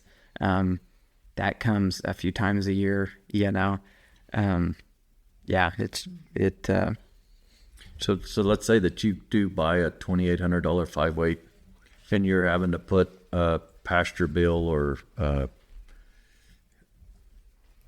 your typical feed bills or whatever it is, and that calf shows to lose $200 a head if you're going to feed them, or depending on what. So what people are having to do now, because if you're going to have a fruit basket, you're going to have fruit in it. That's what they think. So they're not doing any market strategic plan. I mean, so they're not, no protection. Okay. And the reason why is because they show to lose $200 a head. So they're betting on a come. Yeah. And we've done this. Oh yeah. And we're dumb enough, we'll probably do it again because we're in the cattle business. But so you go and you buy this animal, you do zero protection, and you're betting that the market's going to rally to get you out of this wreck that you're in, price-wise. And all you are is opening yourself up to lose $1,000 or $1,500 a head, because just like it went up, it can go down too. Yeah. There is so much risk right now.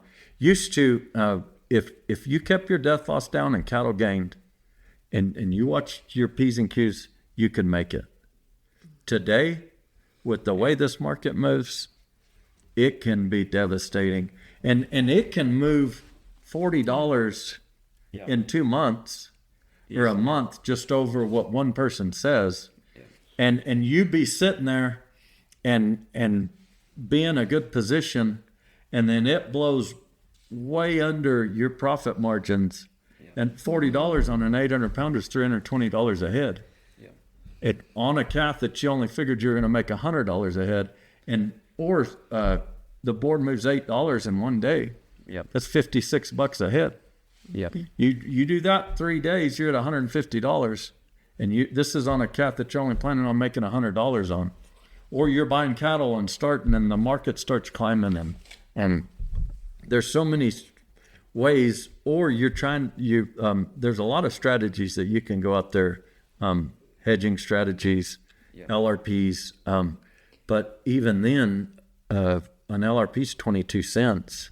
Right? Yeah, they're getting more expensive. Or to get a true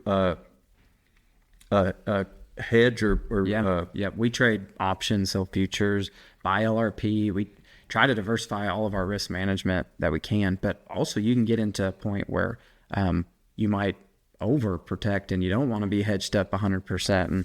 And it's just things you got to think about every day. And that LRP is livestock risk protection, right? Like an insurance. Yeah, you're guaranteeing policy, you get this price. Right. All it is, basically, all you're doing is saying, okay, the market's at, we'll use simple math, the market's at $4. I have bought my cattle with profit in them at $4, and I don't want to risk it, and I want to buy my position. So you're just buying a position in at $4. And then when the market goes down, they pay you, and you get less when you sell your cattle. When it goes up, you're paying them. So, and then when you sell your cattle, you're getting it back, but you're just breaking even on the $4 market. But there's so many other little things that you can risk on the up, you can risk on the down. You can protect a block. And Taylor does all of the risk management and is very, very intelligent on it. And this might be a conversation for another day, but so that LRP is based off the index, the cash price. That's something else where we're at in New Mexico. That index that price doesn't necessarily reflect what an 800-pound steer in New Mexico is going to bring. It's a group of sale barns that come together and say, hey, over this week, this is what 800-pound steers brought. Like I said, conversation for a different day, but I think at some point there needs to be an index for the southern states, just because what's trading up in North Dakota and South Dakota, Montana, all of that, isn't necessarily what they're bringing down here. So we trade off this index with the LRP, but if that index can also change $8 a day. So this whole time you're thinking you're getting 2 weeks out. Well, if cash prices go out the roof in up north, and now all of a sudden the cash price is out of your LRP range, you're not going to take advantage of what that should have paid, and you still got to bring your calf to market here, or what the one year it was during Christmas or what? Yeah, and was it traded that way. And there was only just a few sales or not very many head. Yeah, and we were supposed to get paid, and it changed how many dollars? Like a significant amount. And so we bought the premium, we did all of that, and then you get to the end and we're like, what do you think we're going to get? And then we hit that.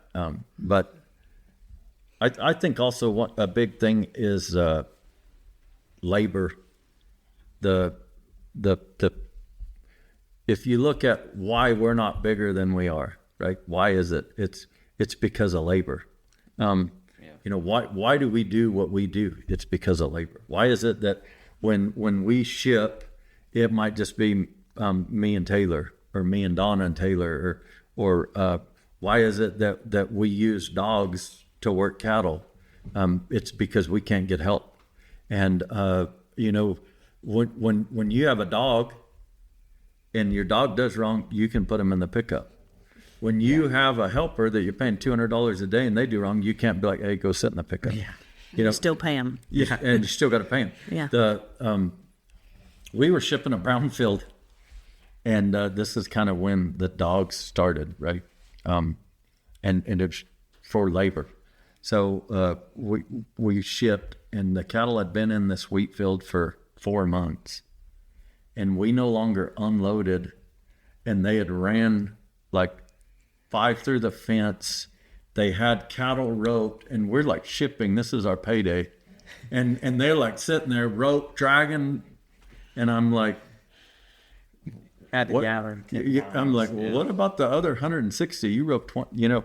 And I get home, and I told Donna, I was like, man, there's got to be an easier way. For us, the less the better. It's just Yeah. like us. It works so much Yeah, better. yeah, we can get anything pen we need to. But it's nothing for me and Taylor to go and pin 5 loads and 2 dogs. Yeah. Take them to the feed yard, sort them, turn out 4 more loads, and be done in 3 hours, or not very long, or it be our shipping day and have 3 people and 2 dogs and go in and get them shipped, and cattle walk in the pen or no problem. But, and not to say that we don't have issues and that there's some cattle but one of the biggest challenges I think is labor and getting people, especially as high as it's getting. If let's say $20 an hour, Yeah. that's $160 a day to $200 a day, and it doesn't take very many days like that. All of your profit's gone. Yep. Small profit margins. The higher cattle get, the higher the risk gets, and the shorter the profit margin. Another deal is banking. Having a banker that believes in you, having a banker that's willing to loan you the money. They have regulations, right? Just like everybody, but believe they don't have to loan you the money, but believing in you, getting you through the wrecks, the bad times to get to the good times, going in there and selling a dream and them okaying it, having enough equity, working, knowing what to go to the bank with. And that's one thing Taylor, with his background, we talk a lot, and we send things back and forth, or knowing how to read your tax stuff. Hey, it shows we lost this much money. What does that really mean? Well, let me dissect your tax form and be like, no, y'all, when you put all this together, it paints a picture, and this is a picture. But not knowing that and going to a banker and not being able to talk through that. And, that's a big deal, especially in today's markets. Yeah. You run, it doesn't take very many cattle to get into big numbers that are life changing. Yeah. That if something goes wrong. Yeah.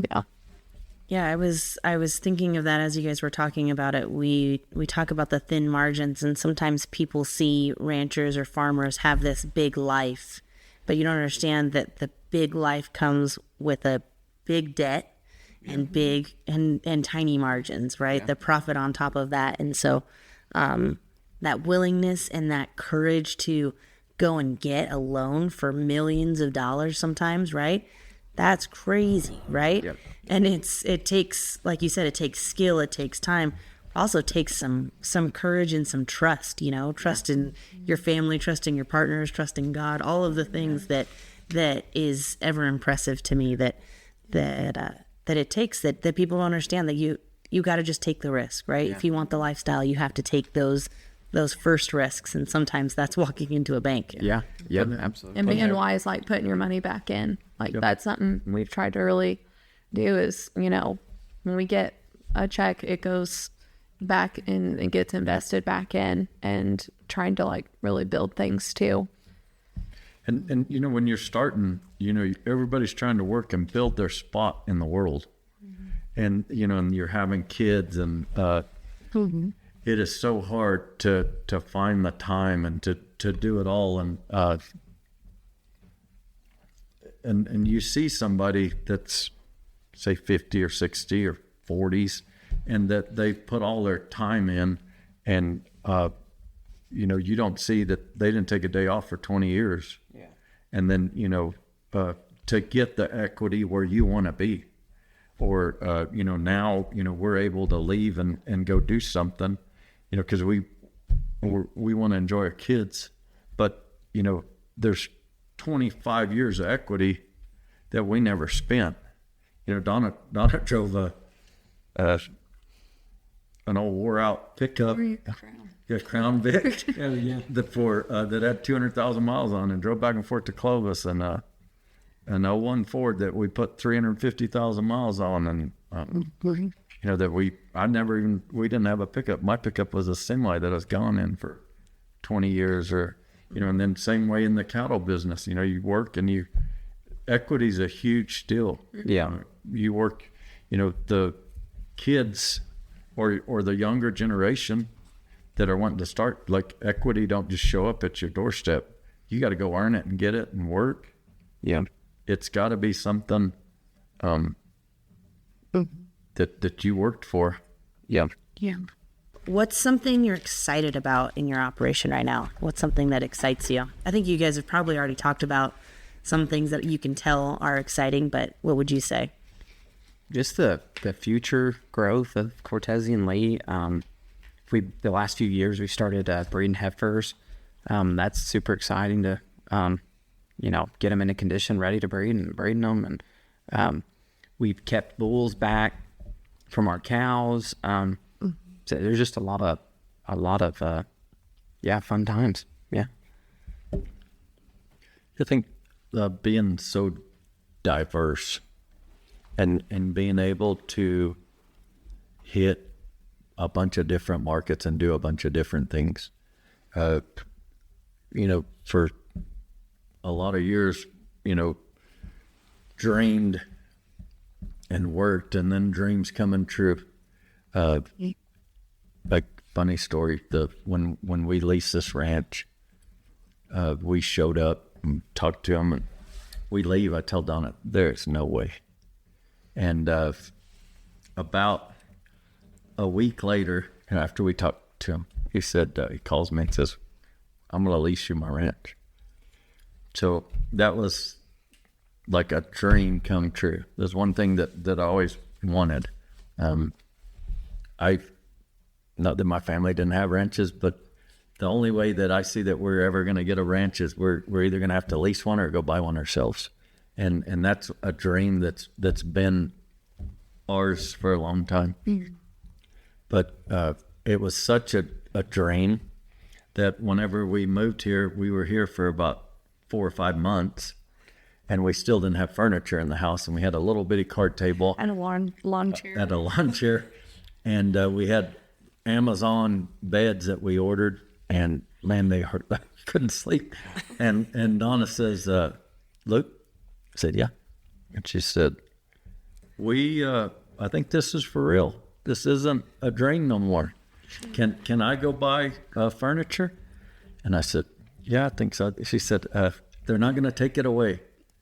And so, every morning I get up, I wake up in a dream every day.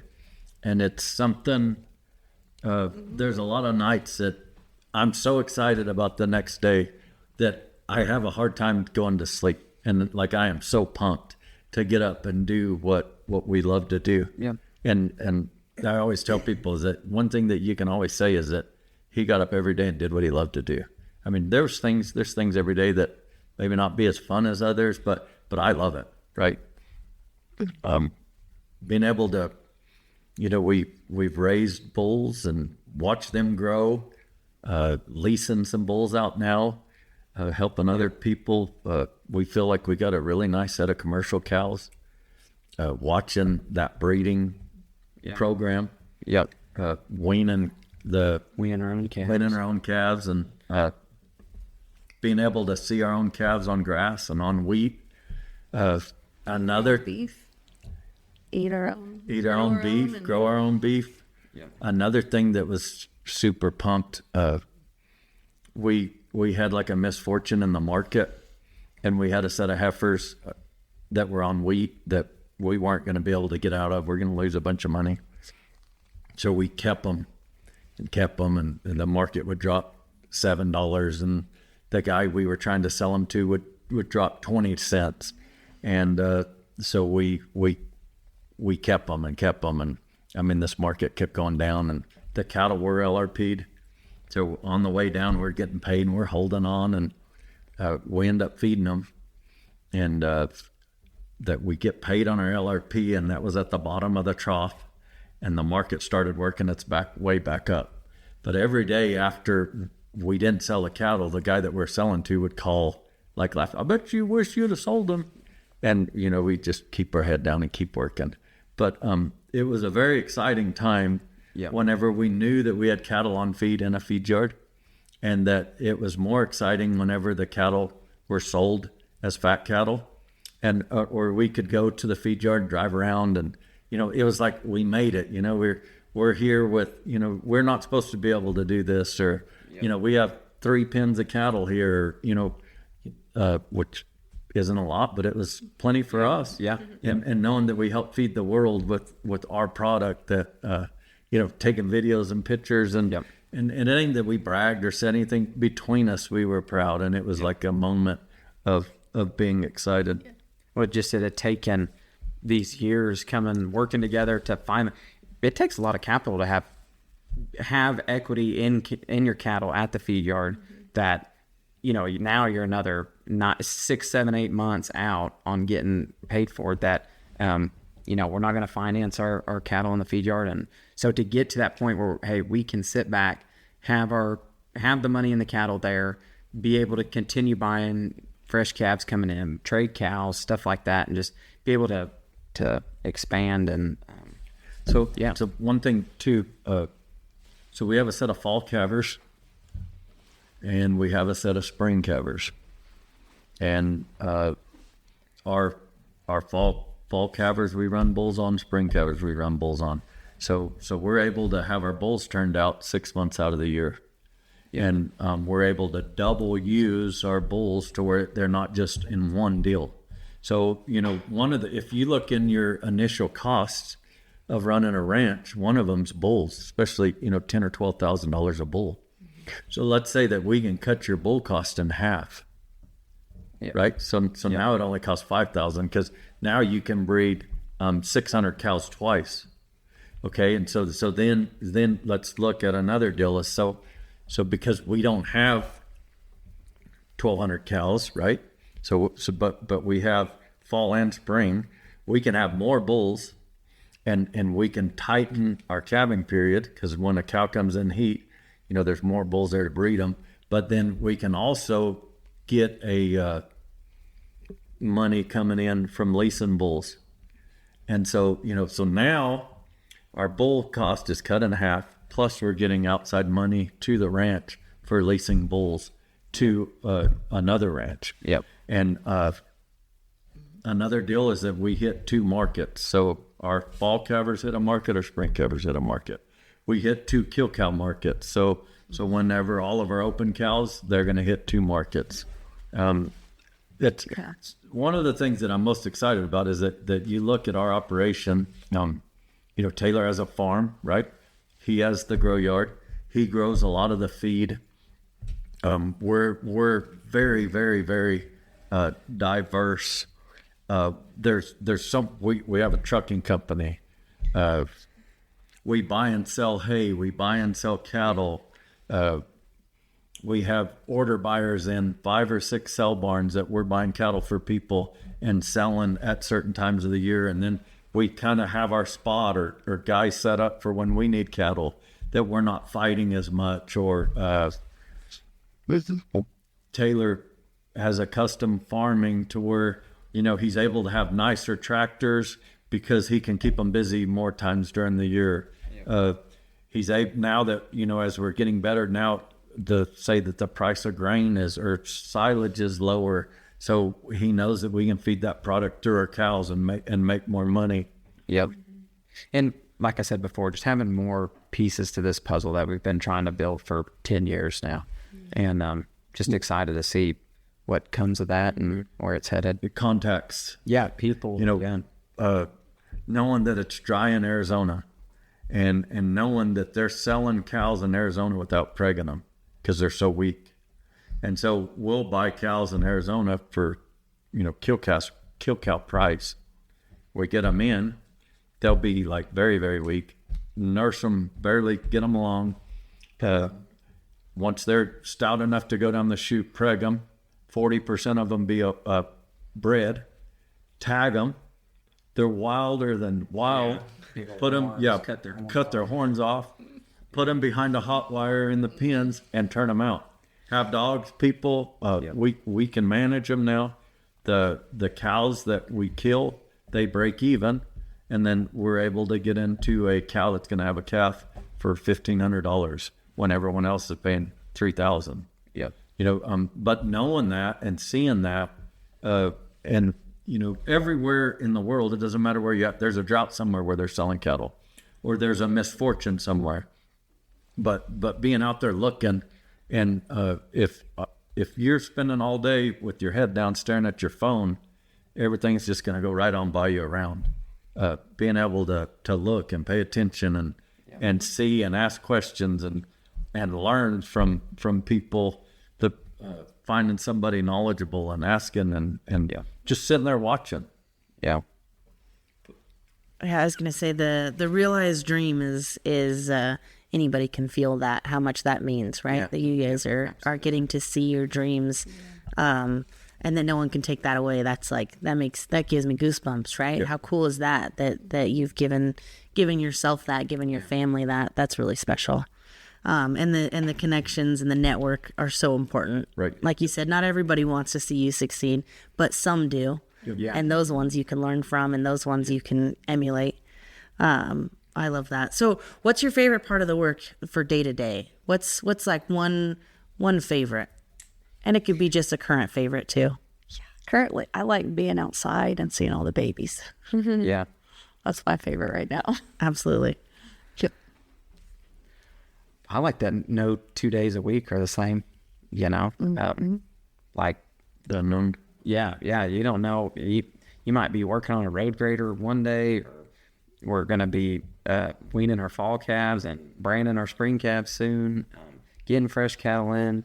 But I think the dependency, like I said earlier, the responsibility of like, Luke trusts me enough, has faith in me to know, like, hey, he's going to make the right decisions. And I believe in what he's going to do. Mm-hmm. I think that's really important. Yep. Every day's fun. You're just taking the kids along. Now they're old enough. They're with us every single day. Yeah, they get to be a part of it. Our son loves to work. He's 2, and he'll just say, work.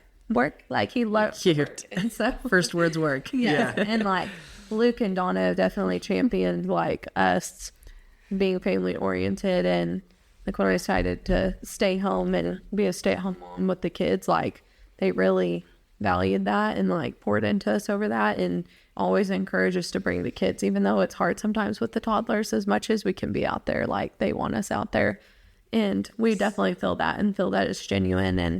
And that mentorship is awesome, and like I can't wait for them to pour all the things that they poured into us into the kids, and like excited about the future. But just taking them along and joining in on Taylor, whatever, every single day is different, like he said. So it's like, but just getting to tag along and help out's a lot of fun. And isn't that like parenthood in general? It's harder when they're there, but it's better. Yeah, it is. Yeah, my kid wanted to help me scrub a toilet yesterday. And I'm like, I don't want to do this. You don't want to do this. But instead I was like, okay, I'll turn on some music. Let's just have some fun. And she thought it was the coolest thing ever. And I'm like, I hate this. But suddenly I have this new perspective. Of course, taking them along ranching is different than my toilet scrubbing, but still just including your kid in things is and they love it. Yeah, they want it's to worth do it. what you want to do. Yeah. They don't need to be entertained. They can just join in on Absolutely. what you're doing. Taking the extra time of teaching. Yeah. We've didn't take the time, and we're going and going and going, but stepping back and being like, okay, let's teach them, right? When we show back up, and Jordan's wanting to weld, so it's my job to teach him. I show him, but let me show you. This is how you do it. But now being like, okay, now let me teach you. There's a big difference. Or taking. That's one thing that we've always tried to do is be like, okay, why did the cattle do this, right? Okay, what can we do different to make them not do that? And being able to change and knowing when to change or how to change or be like, okay, the cattle beat you going around the end of the truck, and that's what caused this. Okay, what are you going to do next time? Yeah. Right? Do we need to switch and put someone else up there that ain't going to let them run by you? By them, or does a four-wheeler need to be there? What do we need to do? But every opportunity is a chance to teach. Right? Yeah, absolutely. And it's through your failures that you learn the most. And letting them, like trusting them to fail. You got to fail. That's the only way. And learning from others failing. Yeah. So one thing that I always tell my kids is that you can go out and go find and try to do something else, and you're going to have to fail, and it's going to cost you a lot of money. And you're going to have to sit there and find your spot, or you can do what we do, and we can learn from all of our failures and everyone else that we've seen fail, and we can. The education that we have is I can tell people every day what to do or how we did it or what, but the education that we learned, I know why we don't do certain things, right? Yeah. And I can tell someone all day long, but until they've lived it, they don't know it. Yeah. But being able to look across a fence and being like, oh wow, that didn't work, and then putting it in your mind and adjusting your operation to that too. That's a different. I didn't go to college. I barely got out of high school. But one thing that I was always willing to learn and ask questions and find somebody to mentor me, or they might not have even known they were mentoring me, but I was watching them, and I found someone that was successful that I thought was successful, and I paid attention to what they did, and I just tried to do 1/10 of what they did or 1%, and then just kept working and being able to know that's what being humble enough to ask the questions. Find somebody and be like, hey, why did you do that? Yeah. Or a lot of people won't say much, but sometimes those are the ones that listen the hardest to, right? Yeah. Sometimes. Yeah. That mentorship is a special part of the industry as well. I don't think you get that everywhere, right? You don't always get that. And I worked at a bank. I worked at an ag bank for a while. You've got great mentors, but then sometimes there's not the same mentorship that you can have in ranching and cattle industry. Okay, so you've already told a couple stories, but do you have any favorite story that you wanted to tell before we? Right, so we were shipping cattle one time right outside of Portales, and me and Taylor and Donna, and I was on Donna's butt. Cattle weren't pinning right, and we were having heck, and I had been chewing her out, and it was all my fault. Yeah, she couldn't do nothing right. She finally had enough, and she gets right up in my face. And anybody that knows Donna knows that she doesn't cuss or doesn't do anything. Sweetest person. And sweet, and she had her middle finger out and told me she was done. We were on our own, and she goes and sits in the pickup, and this was me and Taylor just kind of started, and he said, now what are we going to do? I said, well, I guess we're going to have to figure out how to get Donna back out here. I'm going to have to apologize so we can get these cattle pinned. But there's been a lot of days working cattle that I've had to learn how to say I'm sorry. And if I wanted to do it on my own, it was going to have to learn how to talk to women. And Yeah. Another story, kind of same thing, turning cattle out, and is whenever we didn't have a place to, bring them in before, get them hot wire broke. And allegedly they were supposed to be hot wire broke coming over. So I don't know how many loads we turned out that day. 8 loads it was crazy. And we turned out, and it was one of them mornings that nothing really, flat on the wheel corrals. Trucks weren't there on time. Didn't want to load in the truck, just whatever. Trucks were late. And anyway, so we turn out on one field, get them, when they come 12 hours on the truck, it's like, they come off the truck like they were asleep and they just woke up and they're ready to go somewhere. And so it took us a minute, kind of got them calmed down, and we're like, all right, well, let's move to the next field. And so we go to the next field and get them turned out, and it's just a wreck. Cattle split where we got other people helping us, and it's just all we can do to manage, And next thing I know, I look up, and down the road, we turned out about, a mile kind of off in a draw, and I see the cattle we had just turned out trotting up the road, coming straight at us, and I'm like, this is about to be a long day. And we had cattle mixed in with other people's, but not that was fun, but I do love to see like how much growth that we've had, how much smarter we are about when we turn cattle out, just everything that we've learned. And like looking back now, like it seemed like that was something really stressful, but now it's like we know to just like that's part of it. We're gonna figure it out and laugh about it, just get around them and start over, whatever you got to do, and just finish the job. And we had cattle turned out, I think it was on the same deal, and they had got away from us and got mixed in with the neighbor. Yeah. And the neighbor was Sergeant wheat cattle turnout, man. And out of all of the people to mix cattle in, his wasn't the one. And we finally, he shows up and he chews us all out and makes us feel about 2 inches tall. We finally talk him into letting him let us come back tomorrow and get him. I mean, by that time, it's home into the afternoon. Yeah. And so we come back the next morning, and he stood up on a hill with his binoculars and watched us get the cattle out and chewed Donna out on how dumb we were and we didn't know anything. But the same farmer, we had a steer in on him, and they never called. And or on us. No, and we had to go get him, and he was aggravated, and we actually had to pay him a pasture bill on the one head. And me and Taylor talked, and I said, we can show him, how it's supposed to be done. So later on, I said, because in ranching, that stuff happens. Yeah. And in ranching, so it wasn't long, a couple of years or a year later, he had cattle on us. And we went and got him out and put him back. Taylor did, and helped him. We fixed the fence, and it wasn't a big deal.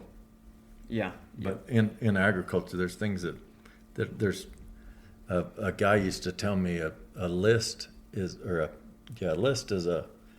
plan or a list of things that are going to go wrong. Yeah. And you just have to learn how to maneuver through it and figure it out. Yep. Absolutely.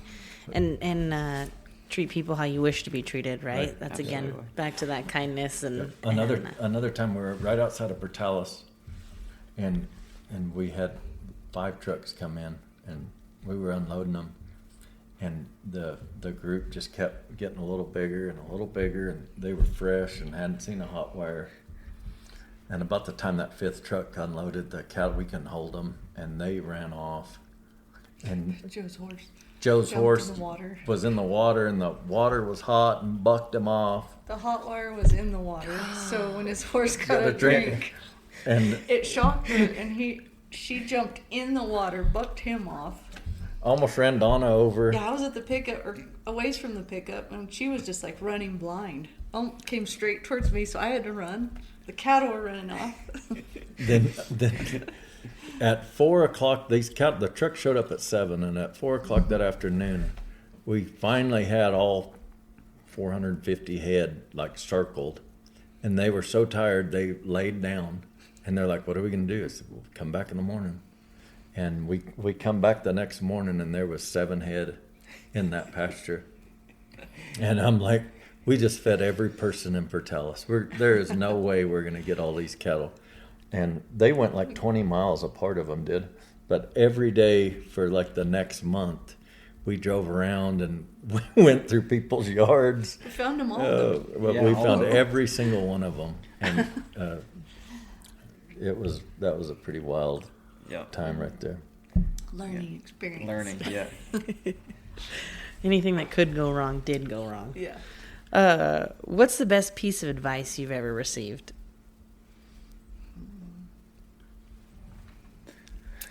I don't know. Luke tells me every day, just put your head down and work. And I think there's a lot, ultimately, give your life to Christ. That's the most important decision you can ever make. Mm-hmm. And have trust that God's going to take care of you. And every morning, we're in a group text, and Luke sends a verse. And I really do think starting your morning every day in the Word like that, being thankful for him sending his son to die on the cross for us. And knowing that, like Kayla said earlier, that none of this was is ours to have, and it's a gift given. And starting your day off like that, and then like Luke said, just put your head down and work every day. You don't have to do something crazy. You don't have to worry about what everybody else is doing. Don't worry about what other people say about you. Just work hard. Yeah. Die to self. Yeah. And Yep. be humble and just work hard, have fun, enjoy life. That's Yeah. what I love about this group too, is everybody's laughing every day, having fun, and truly enjoying life. Like, even during the hard times, like, we're really, enjoying what we're doing and each other, and just making light of every situation. And like, I love the Teddy Roosevelt quote about, the man in the arena. If you haven't read that one, you've got to. But I know that, like, definitely when I was going to quit my salary job and Taylor's quitting his salary job, loan officer, like, and walking away from that to, like, go and all in on this, like, I know there was critics. A few people said some wild things to me that just, like, really made me laugh. But, and then there's just, too, you can feel that, like, for sure, like, this is what you're going to do. Yeah. But, like, it's the man in the arena who counts, not the critic in the stands. Yeah. And, at best, you triumph greatly, or at least if you miss, like, at least you dared to do something instead of knowing neither success nor defeat, to truly just be the doer, go out and do the things, go all in and believe in something and believe in each other. But I think the life that we're here is temporary. Jesus is forever. yeah. And we're all able to do this because of him. Yeah. There's a guy when I was younger, his name was Alan Joe Killo. He had a ranch. He's very successful. He ran cattle in the feed yard. One of the things that he told me that always stuck to me was buy when people are selling and sell when people are buying. Yeah. And I was young, and still to this day, what we do a lot of times have to do with it. And getting into that, let's say that the market's crashed, right? Let's say the market dropped from $3.70 to $3.20 or $3, and there's no end in sight. Every day it's going down. People are going to get scared and start selling, and about the time everybody's selling, that's when you get in and start buying. Yeah. And you don't be afraid. And then when it's up and everybody's buying, that's when you sell to them. And it took me a long time to figure that out, and still hadn't figured it out. But since then I've talked to some guys that run a lot of cattle, and they've said, we'll let this market shake up a little bit, and we'll get in and really get in. But it takes growth too to get to that where you have the money, like, and maturity. And, you never know what you're going to do until, like, you're really financially strapped, and you don't have no money to risk, and people will be like, why did he do that? Well, come live a life with us every day, and you'll see. Yeah. You never know what you're going to do until you get in certain situations. But another thing that I think, being able to see a profit in something when you buy it, and only buy things with a profit in it. And that goes from anything that you do. So you're buying cows, you're buying calves, you're buying a new pickup or a horse or a road grader, a loader, anything that you buy going in, you buy your profit in the front side. And knowing that, and not only buying, but knowing the difference. You sit in the sell barn and a set of calves come in there, the second they come in if there's profit or not, and knowing and being able to step out and buy them. Another piece of advice, make money while you're sleeping, and make sure that it's you have people that are set in place that are making you money, or you have cows that when you sleep they're having babies and they're making you money. And that you're not the only way you're making money is you're out there killing yourself, like driving a truck, or you're the one in the tractor every day, all day, and figure out a job or something that you can do that's going to make you money when you sleep.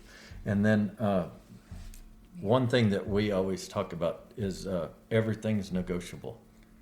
And it ain't that we're tacky, it ain't that we're hard on people or anything, but every single thing is negotiable, from your insurance to your fuel to braces. To braces. I got a braces story. So my son Joe, it was time for him to get braces, and they show up and they said like $6,800 for a set of braces.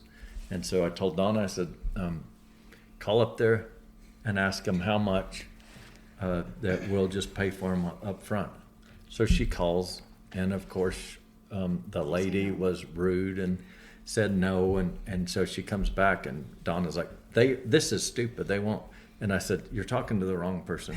Call back up there, tell them we got cash, and what will they do? Because everyone else goes on a payment program or whatever it is, and you tell them we got $5,500 cash instead of $6,800.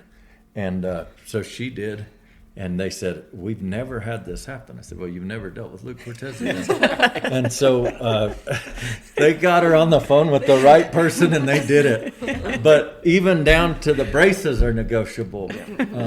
Everything. Yep. Freight, feed. Freight, feed. Your orthodontist listening is panicking. Nobody knows that. Nobody knows how much. It's $6,800, I swear. Yeah. Or like, I mean, everybody's got to make a living, but there's a difference when you're able, and it wasn't that I had the money cash, and we probably had to use borrowed money, but in the end, it saved us $1,300. Yeah. And on them, on the other side, they were able to get everything up front. Save them dealing with insurance. Yep, and they didn't have to deal, and they had cash money in their hand that they could go, and maybe they went on a vacation, or there was something in his mind that he could spend $5,500 on. And the way I looked at it is that was in 2 phone calls in 10 minutes, we made $1,300. Yeah. And it was good by you and them. Yes, and like that's how both. y'all are with the wheat leases or whatever. Yeah. Like Right. you're always trying to do right by the yourselves and the farmer or whatever. And like, don't ever get yourself in a position where you have to sell or you have to buy. And we might have a barn empty, and a farmer's getting to the end of the year and he's got to clean his barn out. And he calls me, he knows to call me, and he calls us, and we might buy all the bottom bales. And we feed them, and they feed just as good as them middle bales. Yep. Or he gets into a set of hay that might have got hot and tobacco brown, and I know that will feed as good as any. Yep. And it might not look the prettiest, but we'll feed it, and it's $40 a ton cheaper or $100 a ton cheaper, and that's where you make your money. And if you do that every day, and being able to see it every day, you got to be able to will and deal. And always be willing to deal, for sure. You can never go broke making a profit. Yeah, that's another thing, is that don't have too much pride not to sell, or know Yep. If there's a profit in it, somebody's offering, it might be time to take your profit and put it in something else. Yep. All great advice. What's something people might not know about you guys outside of ranching? That's kind of a silly one we snuck in there, but what's something else about you guys? So for me, I guess this is kind of to deal with that, but like I didn't grow up around cattle, like at all. I just grew up farming, and so there's opportunities for somebody that wants to work hard. Like if you want to get into raising cattle, there's opportunities. You got to work hard, find the right mentors like Luke. Everything I know about cattle comes from Luke mentoring me. Or someone. And and like even as far as like how to watch a cow, how to ride a horse right, how to rope, setting yourself up in the best positions to get one roped and dragging a trailer, where to be at in a branding pen, like all that I owe to Luke. I never knew any of that. And so, some people that I talk to now, just think that that's what I grew up doing, but it's not. So I think it's something that hopefully encourages people that, you don't have to be the smartest person in the room all the time. You just need to Yes. listen to what people have to say and truly respect what the mistakes, like Luke said, what other people have made and learn from them. Yeah. And, Humility, seek yeah. out mentorship, like Yeah. even in your faith, like seek out people who've walked longer in that journey than you have, and like actually have somebody disciple you, and then you disciple other people, and ask questions. Like that's so big. People are, if you will ask questions and seek out that, there are so many people that are willing to help. teach. My hobbies are opening the roping chute. Yeah. That's what I do in my spare time. Videoing. Yeah. Hopefully they got you a clicker at least now. You're roping shit. No. Just old fashioned way. That's okay. Donna was an RN and spent a lot of years working as that. Yeah. She worked in the surgical floor. Tell Quit. And it was to the point where we were either going to have to hire somebody or we just quit and start doing paperwork and for the trucking part of it. So quit. And I'm glad we did. We all wanted to work together. And Yeah. So I don't know how long ago, but our lives were flipped completely upside down. Me and Donna, and we're as low as you could get. Like we had lots of issues going on, and we gave our lives to the Lord truly, and woke up every day on our hands and knees, and God showed up, huh? Yep. I had a horrible drug habit, and had about $1,000 a week I'd spend on drugs, and as far apart as you could be, me and Donna, and had spent many days awake and in a wreck. And that morning I got up and gave my life to the Lord, and He's put everything back together since that day. And me and Donna moved in with her mom, and we lived with her mom in a house, and we didn't have Mary Ann then, and we lived in a little bitty bedroom, and me and Donna and Jordan and Joe all lived together in this little room, and that's what put our life back together. We both focused on the Lord. We both we went to church. We never gave up. Anything worth working for is going to be tough. Yeah. There was a lot of rough days, and a lot of people kicked me when I was down and did everything they possibly could to destroy us. And God's tougher, and God had a different plan for us. And but if you're down or you're having a hard time or things ain't going your way, I've been there. There's a lot of people that have been there. Most people ain't humble enough to share their story or too proud to say, hey, but I've been there, done that. Not proud of it, but I am proud where God has brought me and my family. Mm-hmm. And, for us to come from that to where we're at today is huge. And being able to keep following God and keep going through doors that you see get opened, and just every day is a good day, and every part of this adventure now we do together. And Donna quit I had come home, and Donna said she was gone. She had all she wanted. So I quit doing drugs and quit partying and quit drinking, and about a week later I said, you need to quit your job. And she said, what? And I said, wow. Yeah. I said, the only way this is going to work is you're going to have to. She's like, you mean to tell me that a week ago you quit doing drugs for 1 week and you come home and I'm going to quit? And I said, yeah, that's it. That's what God told me. You're going to quit your job, and this is what we're going to do. And we had Mary Ann, and I knew it was a girl the second that Donna said she was pregnant, and I knew she was going to have blonde hair.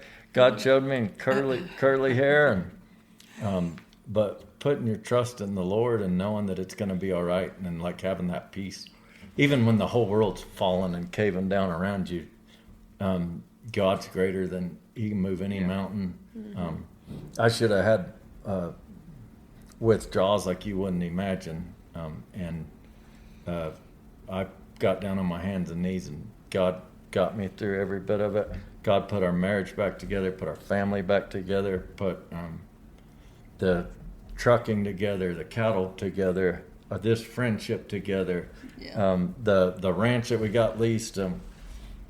My mother-in-law's the sweetest lady you ever seen. She was there through the whole thing, loved us. For someone to tell you that they loved you, that's a big deal. Yeah. And a lot of people say it, but really mean it. And every day, like she told us, I love you, Luke. And I mean, it meant a lot to me. And but I tell people that they've prayed, and then I've lived with my mother-in-law for 6 or 8 years, and I knew that God's plan was for us to have a ranch, and you ain't ever prayed till you had to do that. And me and my mother-in-law never had a bad word, never. She's the most awesome lady you could ever imagine. But to be able to go through all of that, and that's a lot of people, nobody knows that. But if most people are too busy to listen, and don't you think? Yeah, exactly. Well, it's pretty, and so special that even means even more hearing that you've realized this dream, right? That you guys are living this and building this and mentoring another couple to do it, and that's really special and a very long and hard road to walk, right? Oh yeah. Well, I appreciate you sharing it for the podcast. So why do you do what you do? What makes you keep going? I think just being able to bring a product to market that people are going to enjoy, and get to work with my hands every day, get to learn from Luke, get to learn from our mistakes, just get to deal with tons of different people all over the country, whether it's buying cattle, buying feed, whatever. I love getting to work. Honestly, I love working. Like, I don't ever feel like, I never wake up in the morning and be like, man, I don't really want to do this day. And, don't get me wrong, there's times that, like, things don't go your way or whatever, but I never have to wake up, like, dreading what I'm going to have to do that day. It's always exciting. We're always on to the next thing. I love it. Enjoy it. Yeah, enjoy it. Yep. Yeah, I like just working with our family, working together with the partnership with our friends and with our kids and husband, and that's what I like. Yeah. I think the never not failing. What drives you to do what you do? Every morning, get up and not fail. I hate failure. I love a challenge. Yeah. Every morning you get up, you're going to be challenged. There's a lot of things that you don't have in your control that's going to make you fail, but it's going to make you stronger. You might have a heifer calving that there ain't no way you're going to get the calf out, but the heifer makes it. Or every day it's something different. Yeah. Doing what we love to do every day. Yeah. And that love for it is just kind of in you, right? Yeah, Even sure. if it's just in you. For sure. Like you said, you didn't have to grow up in it necessarily, but it's in you now. Yeah. That's pretty special. Is there any kind of last thing that you'd like people to better understand about the beef industry? If you were talking to a consumer, they're listening we've got actually a consistent listener from Germany. We have consistent listeners from Phoenix and Dallas. I think I've seen some Chicago. So if they're sitting there and they don't know anything about the beef industry, what's one more thing that you hope they know? Just all the hard work that goes into raising. When they buy that hamburger meat at the grocery store, there's been so many people from start to finish involved in that. And it doesn't matter how big of an operation you are, how big of an operation you're not. It doesn't matter if it's blowing 80 mile an hour, snowing, whatever. They're out there. They're pulling calves. They're breaking ice. They don't take vacations. They don't get off at 5 o'clock. the amount of work that people put in to making this their livelihood. Like, I don't think people really understand how much work and dedication that is. And it's everything to everybody, you know, so. Yeah, and you're not just supporting the American rancher when you buy beef. You're supporting the truck drivers, the dispatchers, the vets, the feed supply, like the tire store. And you guys the said, tire store, the mechanics, like, and that's honestly probably scratching the surface. Like, there's truly so much and so many people that, you know, help that product along. Yep. Exactly. Is there anything else you want to add to what you hope consumers know? I think that there's a lot of people that go out and work and give it their all, and it's their life, and it's sink or swim. And there's been a lot of years or a lot of times that, you know, we had cattle and misfortune hit, and we still gave it 100%, even though we were losing money. And knew we were losing money. And knew that this group of cattle is going to kick our butt, and that we were going to have to work for free for a year to get through it. But we didn't give up, and that ranchers have a bottom. I mean, or, you know, they don't give up. They have no bottom, and they're going to do whatever it takes, and to produce a product that's a safe protein, the safest, best protein that there is. And not only that is that we believe in it. The product that we raise, we believe. There's been brainstorming, all of this work that somebody dreamed, and somebody's dream came true, providing you a product of something that's good to eat. And make it the best. And make it the best and love it. And it is the best. We eat it every day. Yeah, same thing you serve to your families, right? Yep. Safe. Wholesome. We do everything we can to provide the best product that we can provide. Yep. Absolutely. I hope consumers know that as well. Yep. What advice would you give someone who wants to follow in your footsteps? Good luck. Just know that there's going to be good and bad. Yeah. Go with both and don't give up. What another saying that I say, it's going to get worse before it gets better. Yeah. There's truth to that. Yeah. But hard work still pays off. Yeah. If anywhere in today's world you put your head down and you work, you're going to be successful. Yeah. And don't be afraid to start at the bottom and work your way up. Yeah. That's the best. And to be honest, if let's say that I wanted to be a cutting horse trainer and it's crossed my mind, I would go and find a successful cutting horse trainer, and I would clean his pens, and I'd do whatever it took, and I'd work every single day as hard and harder than whoever was next to me. And it wouldn't be very long, I'd be his head trainer sitting right next to him, and he would invest time in me versus someone else. Yep. And I was a special ed student. I'm super dyslexic, but I'm a hard worker, and I don't give up. And that just because maybe you have challenges, it doesn't mean that you can't be successful, and that you get good at what you want to do. Figure out whatever it is that you want to do and go master that job and be good at it.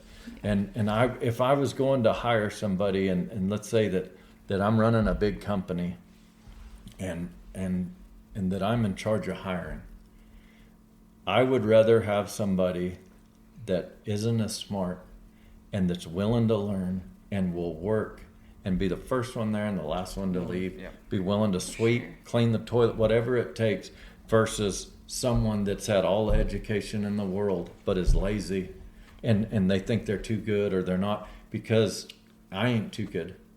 The other day, another story, we were welding and rebuilding a ranch, and I was helping my son weld and putting in H-braces, and I grabbed the paintbrush and I was painting. That's the lowest job there. And I told my cousin that helps me, I said, I want Jordan to know that I ain't too good to paint, and neither should he. And he said, and it was a proud moment, he said, no. Jordan works. He'll paint just like everyone else. And that's the advice that I could give you, is that he might be the boss, but you show up and you do whatever job needs done, and you figure out wherever you got to be at, or don't be afraid to work. Yep. Hard work beats talent when talent doesn't work. Yep. Absolutely. I think throughout the whole conversation, which this is the longest podcast we've done, it's really been fun and an honor to talk to you guys. And I mean, there's more of you, so of course it's going to take a while, which I again, I'm grateful for your time, but the themes of hard work, theme of humility, but those things, and then that mentorship, those are excellent things that I'm taking away from this conversation. So I appreciate that. So, okay, my last question, unless you guys have anything else you wanted to make sure and get out. I got one more thing. Yeah, go ahead. Okay, so we have a little girl, and she's 9 years old, and she works, and she says, I tell her, I said, you go, girl. And boy, you can be working, and I can look at her, and I can say, you go, girl. And boy, she puts her hair up, and she goes to going. But since then, truck drivers will text me, or even cattle buyers, and they'll send me like a recap. And so it's like a joke. And they send it to me, and I text back, you go, girl. And it's hilarious the way some people take it and some people can't take it. But don't be afraid to have fun. Yeah. Excellent advice. Yep. And still goes down to the positivity, right, of encouraging a young person, right? I told my kid this morning, she was helping her dad back the trailer up. And when I drove in, I told you guys I was on the phone. He was on speakerphone, and he said he was letting her back the trailer up and tell him before he hit something. And I was nervous. She's 4. What's he doing? Yeah. Girls need a dad. That's okay. So they're doing it.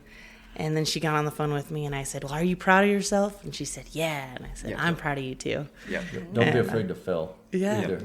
Like what Kayla said, is that you're better to do it and fail than to not do it. Yep. Absolutely. Yep. Absolutely. Well, and he was trusting. My husband was a great example of just trusting somebody to try. Yeah. A silly version, because thank goodness nothing got hit. But okay. Well, I appreciate that. So my last favorite question, what's your current favorite way to eat beef? Ooh. It can just be a recipe you like right now, and then we might ask you to put it on the website if you're willing. Oh my goodness. Or just your favorite way. Could be the forever favorite too. But right now, one of my quick, easy recipes is a cheeseburger slider that you just make. It's just those silly Hawaiian rolls, ground beef, mayonnaise, cheese, and it's easy. It takes 30 minutes. There's no stress, little mess, and that's my favorite easy recipe right now. You're up, Taylor. Man, I don't know, a good ribeye steak, medium rare, that's hard to beat.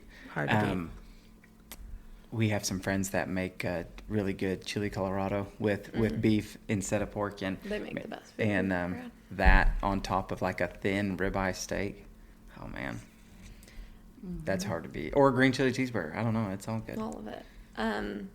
I'd say my last supper would have to, or my last meal would have to include like some homemade red chili enchiladas.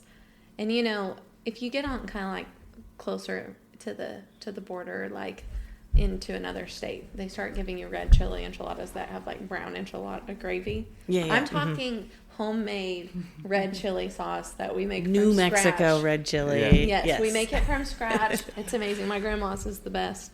And if you're getting flat stacked enchiladas, so you fry your tortilla, put your ground beef, then put your sauce, cheese, and then layer that again with that beautiful, vibrant red chili, and with a fried egg on top. Ooh. And then a side of homemade Mexican rice, homemade refried beans, and a ribeye steak, big old juicy ribeye steak, cooked medium rare. Like somebody loves you a lot if they're serving you that, and that's probably that's my favorite for sure. That's a great last meal. Yeah. That's a great with last meal. with a Mexican Coke out of the glass bottle with Ooh, it. all right. I think some New Mexicans are gonna love the comments on this one if this one makes it to social media. I could go any of that. I would like green chili stew, fajitas. Oh, green chili stew. Like the green chili sauce or the red chili sauce, or either one of those two. Like a ribeye steak is hard to beat. Yep. That's Absolutely. my favorite. We do a deal where we put mustard on the steak, and it holds the seasoning in. Oh man. Ooh, yeah. We're gonna cook one here in a minute, so Oh, there you can go. Yeah. you can be the judge. Yeah, and- judge. Oh man, Yep, dang. we got them laid out, yeah. but Yep. that's on a grill or open fire. Hard to beat. Yep. Absolutely, absolutely. It all sounds delicious. However you eat beef, we're happy you're eating Yep. beef, Happy right? you're eating it, yep. Well, thank you guys so much. I appreciate your time, your Yeah. kindness, your advice, your everything. It was an honor to be invited into your home and to get to talk to you guys, much less now put it on the internet for the world to hear. So thank you, and then thank you also for the important role you play in feeding the world. So I love beef, I love to eat, and I need people like you to make that happen, right? So personally and professionally. Thanks so for having us. yeah, thank you guys. Behind the Burger is produced by the New Mexico Beef Council to celebrate the people and stories behind New Mexico beef. Thanks for listening. Follow the show so you never miss an episode, and connect with us on social media for more behind-the-scenes stories and updates. You can find us on Instagram, TikTok, and YouTube at NM Beef, and on Facebook at NM Beef Council. We'll see you next time, and until then, beef, it's what's for dinner.